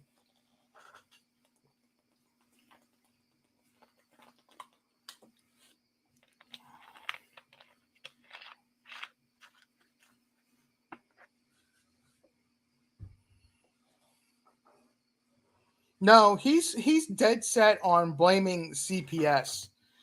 I think that he's always had a consistent of this is CPS's fault. He wants to continue the misconception that CPS is corrupt in Tennessee. CPS had issues, and I'll give you that. CPS had issues.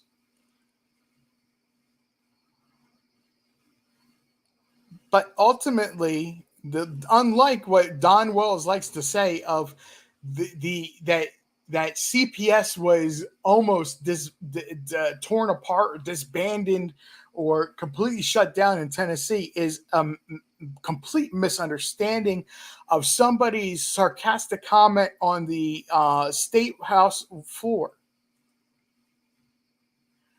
You have to look at the full context of what that individual said, and I don't remember who said it, so I apologize.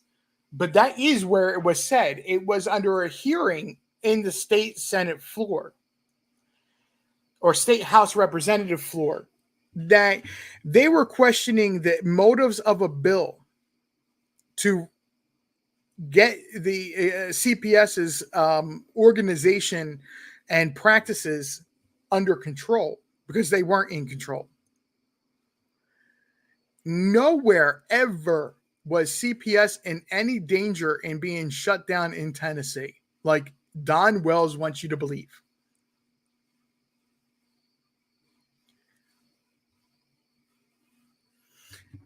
Katerina Rostova, that's exactly my point. They have issues, they've addressed those issues, and they can continue to review and address those any problems that come up. They are not going to kidnap or kids. Okay, we're not talking about Massachusetts and the experimentation that they did and had kids in their foster care system in hospitals. And yes, you can Google that. It is a fact that they up in Massachusetts did that for experimentation on kids. And this was not like prior to the 50s or 60s. This was the 80s and 90s.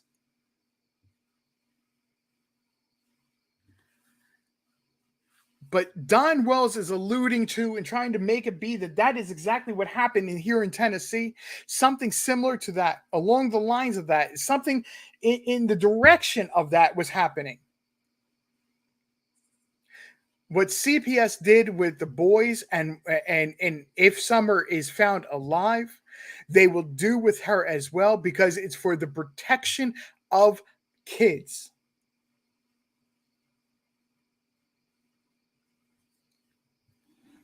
It's not to make money off of the kids. What money are they going to make off kids? The state has to pay for their placement.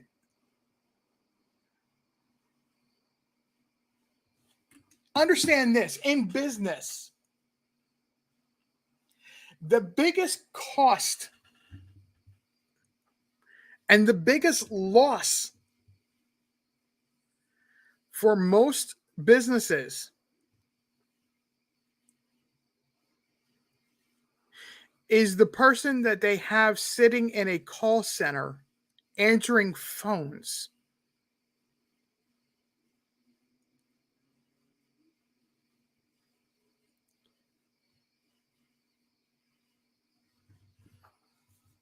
Inbound telemarketing makes a company no money. It costs them money. Not only in labor, but what the customer service representative on the phone needs to do for the company.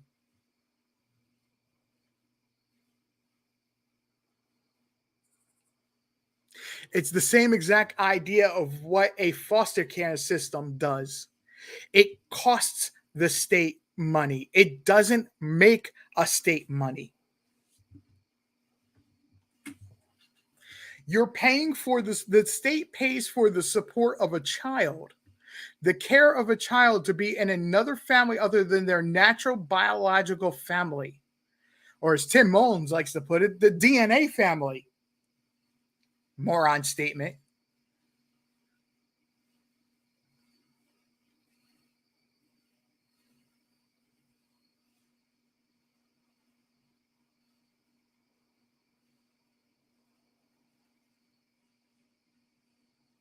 Carrie's right.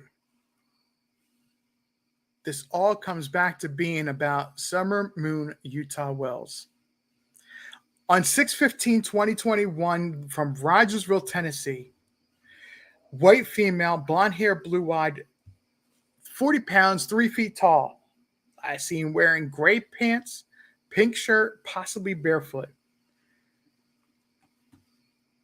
That is the phone number for the Hawkins County Sheriff's Department and 1-800 TBI find.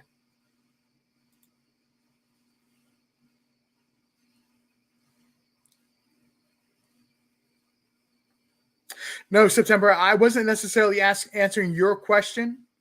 I was making a point of that a foster care system is a negative cost. It doesn't make a state money. Despite what Don Wells says, it doesn't make a state money.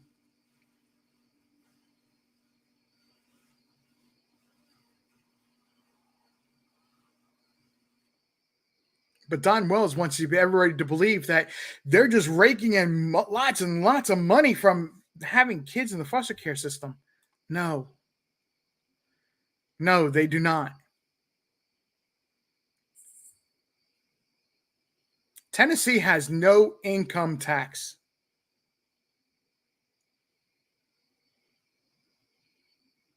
Tennessee has no income tax, no state income tax.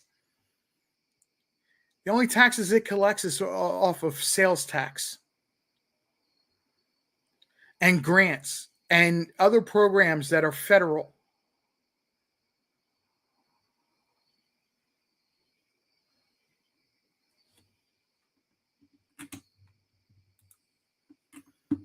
HDC, that's me. Thank you. That's exactly what I mean.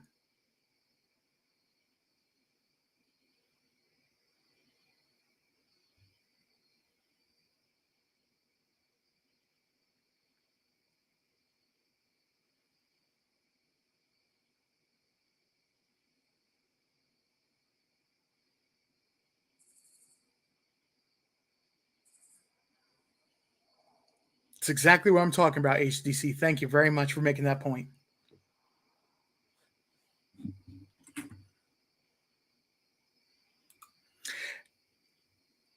It's a separation of state, church and state, from my understanding, issue, which is a constitutional thing.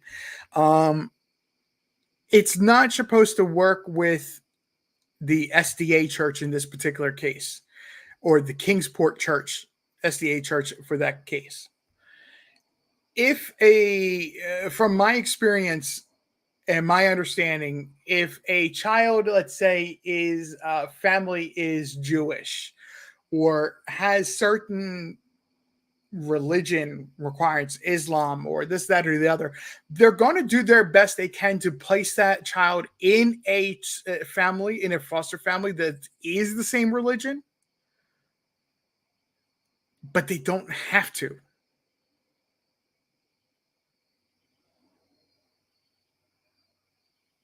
The number one responsibility of CPS is maintaining the child's welfare and care. That's their priority number one. If they can accommodate something like that, they will.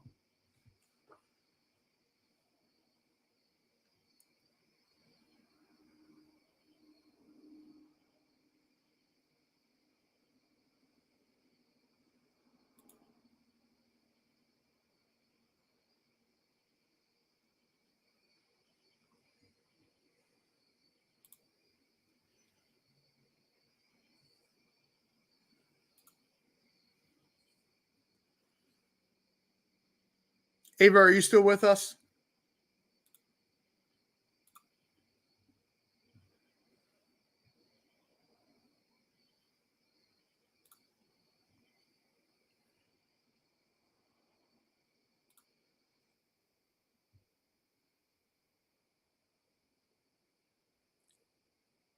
Ava, if you're okay, good. Do you feel that answers your question?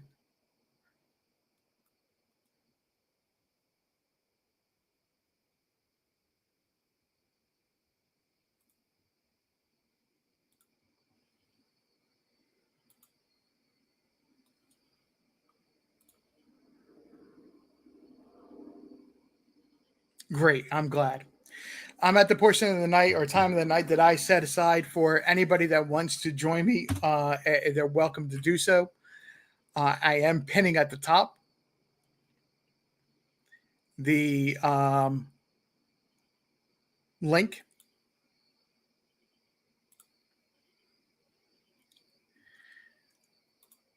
We aren't going to be too much longer tonight, probably about another 15, 20 minutes if anybody's got questions. They're welcome to come up and join me. If they don't feel like typing, otherwise they can type in the chat and ask. I may miss it, but I'll try my best to answer.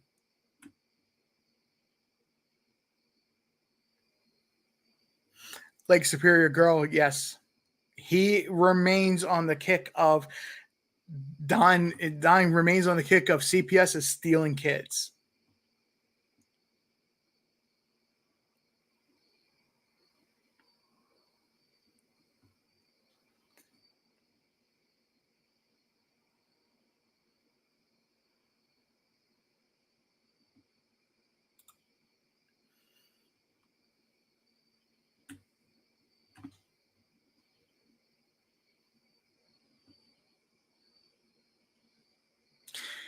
One 1-800 Summer. Well, excuse me. Where's Summer? 1-800 TBI find. If the parents would quit failing the children, they would have to worry. They wouldn't have to worry about CPS or foster care. Put the blame where it belongs on the parents and granddaughter. I 100% agree. I 100% agree.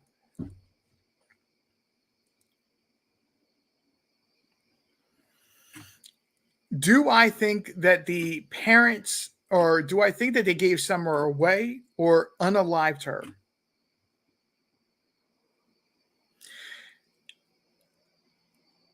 I still am under the belief, even though I've done videos on that there is a potential that there and that she may have been exchanged or given away.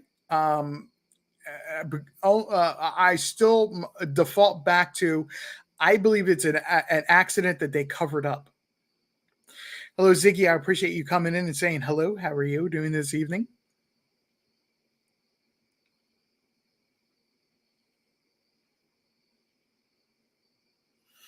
Again, there's a link at the top. Anybody's welcome to hit it and join.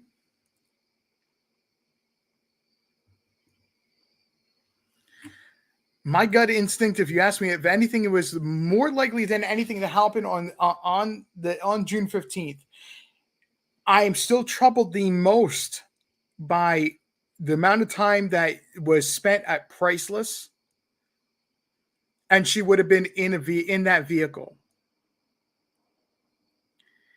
I'm still stuck on that, even though I have considered other possibilities. I still default back to that. That's the most troubling.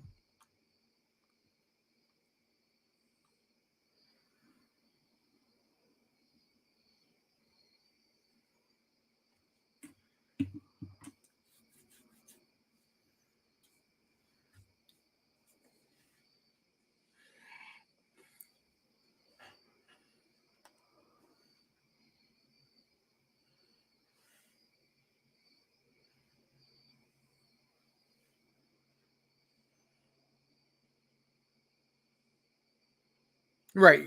1-800 were some yeah, I apologize. Where is Summer 1-800 TBI find? I agree. it ultimately comes down to the neglect or the not maintaining, not paying attention to Summer and her well care or anything along those lines. It even if it's an accidental death, I believe that there is responsibility, culpability on the parents. Primarily Candace, because she was the last parent that we know about, based on the facts that we know. She was the last parent to be in the presence of Summer.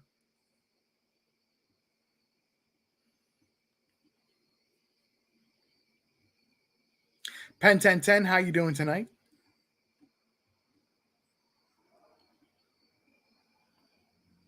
No, Laura, let's not forget that she had an icy that day from Sonic.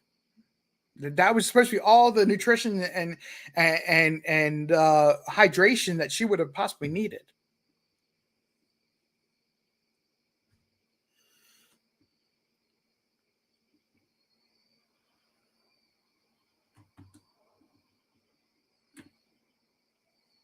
I think, Ava, that story is going to be worn very thin and worn out in just a couple more weeks.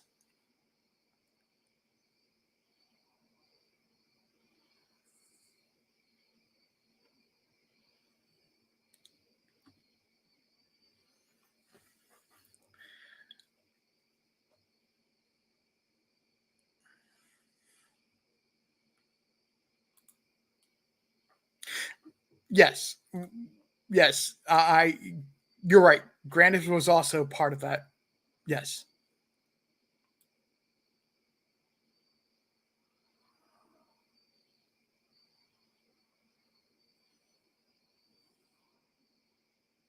But I was going by parent, being mom or dad was the last contact. I wasn't neither excluding or counting in Grandis.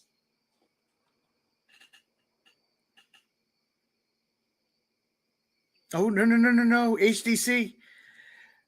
That was breakfast. I'm primarily talking about from the time they left the home to go to the hospital.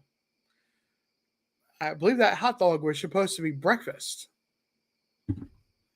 that she had to get from the refrigerator and eat uncooked.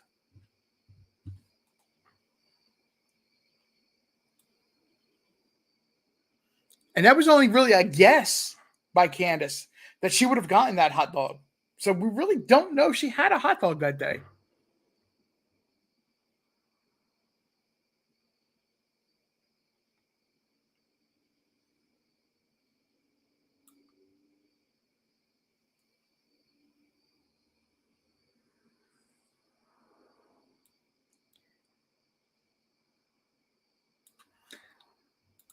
Tig, I don't. I'll have to look into this.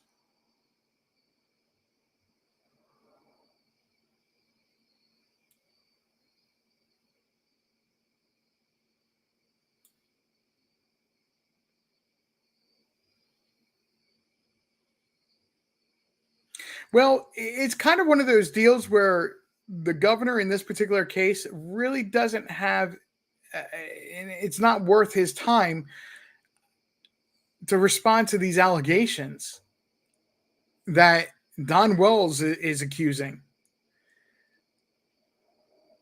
Because at that point, he really is only, at least what I see or how I see it, he's only given attention to what the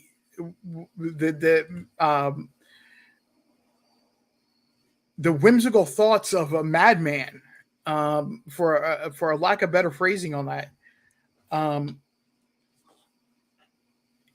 then if he does address that, those accusations, they have to go all the way back to where they when they corrected the problems of CPS, or they started correcting the problems of the CPS with the legislation and the oversight committee and everything else that they had done in the state Senate and in the state House to correct that problem, to correct the problems that CPS did have. Don Wells is trying to dogpile what was resolved already and make them on top of what is going on with his situation.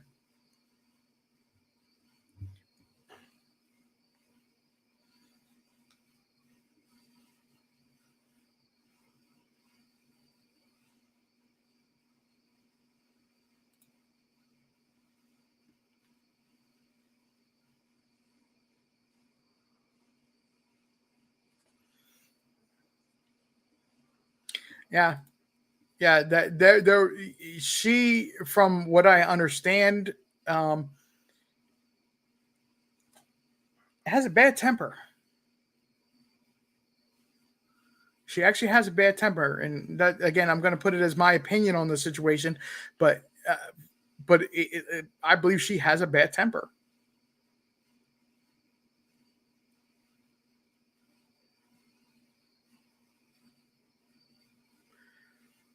Deflection. The real Rock and Robin, I don't think I said hello to you. I have seen you make comments in here tonight. I want to thank you for being here. Deflection. Don has to blame everyone else. That's all that is deflection, deflection, deflection. Thank you, Carrie. I appreciate that.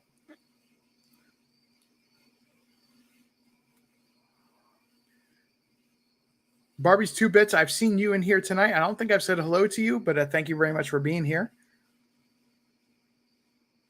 Yep, exactly. They all should have been hungry. I don't know how many of people have had little kids. I'm not asking for anybody to give a number. I'm just either your kid or your grandkid. You have them out swimming. What's the first thing they want to do when they get out of swimming? They want to eat. They're hungry. They're tired. They're hungry. They need their body is telling them, you've expended all this energy. You must eat to recover that energy.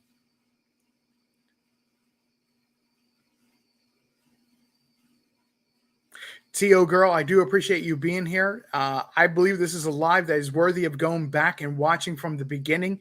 And this is for anybody else that has been joined us late. I believe this is worthy of watching from the beginning. So I do appreciate you being here.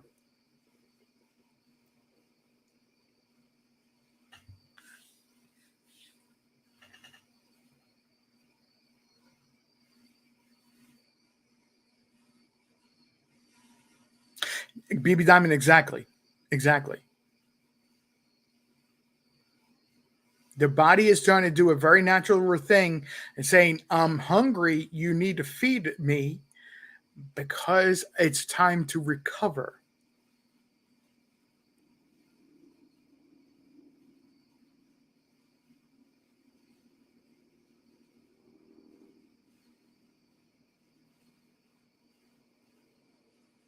Ava, it has been my pleasure. If anybody has any questions about Summer Wells or information that I put out there, my mods have been putting throughout the night, have been putting in my email address. It is an email address set up for this channel, specifically for this channel only.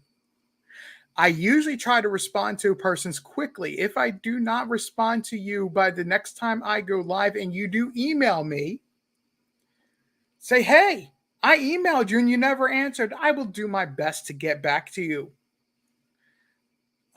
It is a little bit rough for me to do so in the month of October into the beginning of November, as that is the busy time for my job, the time of year for my job.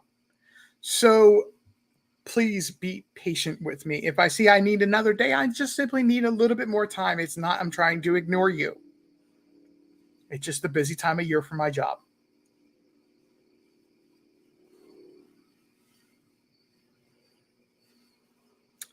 Hello again, Lisa. Thank you for coming out.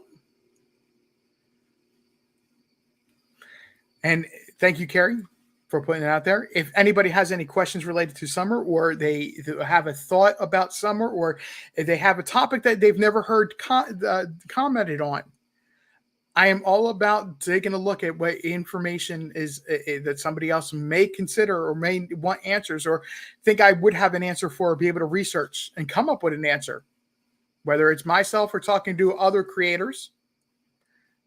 And we try to collaborate to get an answer.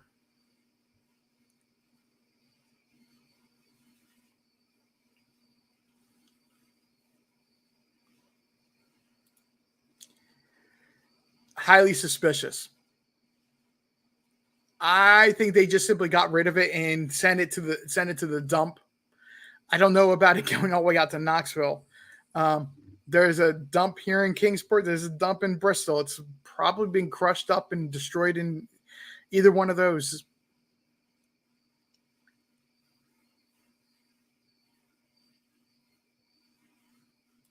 I can't disagree with where some were 1-800 TBI find. I can't disagree.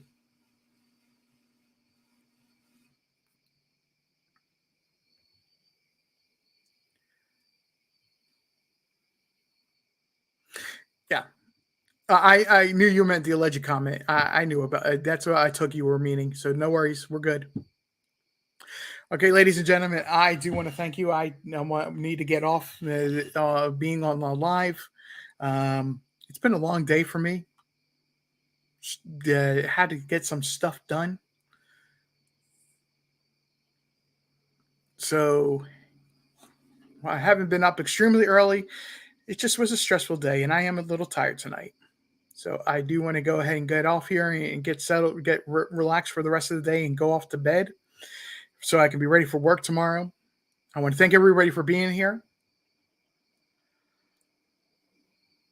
I am trying to I'm trying to do more lives, even though going through October, like I said, it is the busy time of year for my job. But I do want to thank everybody for being here, and I will hopefully be back very soon with more information, more topics related to Summer Wells or other missing kids.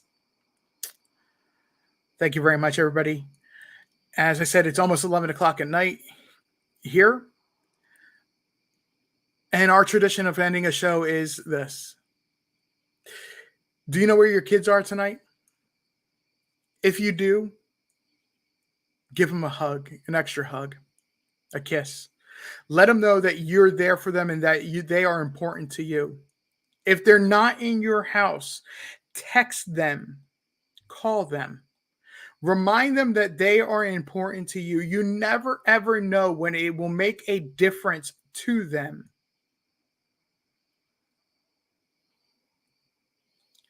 Good night, everybody. I want to thank you for coming out. This is a Conversations Living Room. I am RJ. Have a wonderful night. I'm out.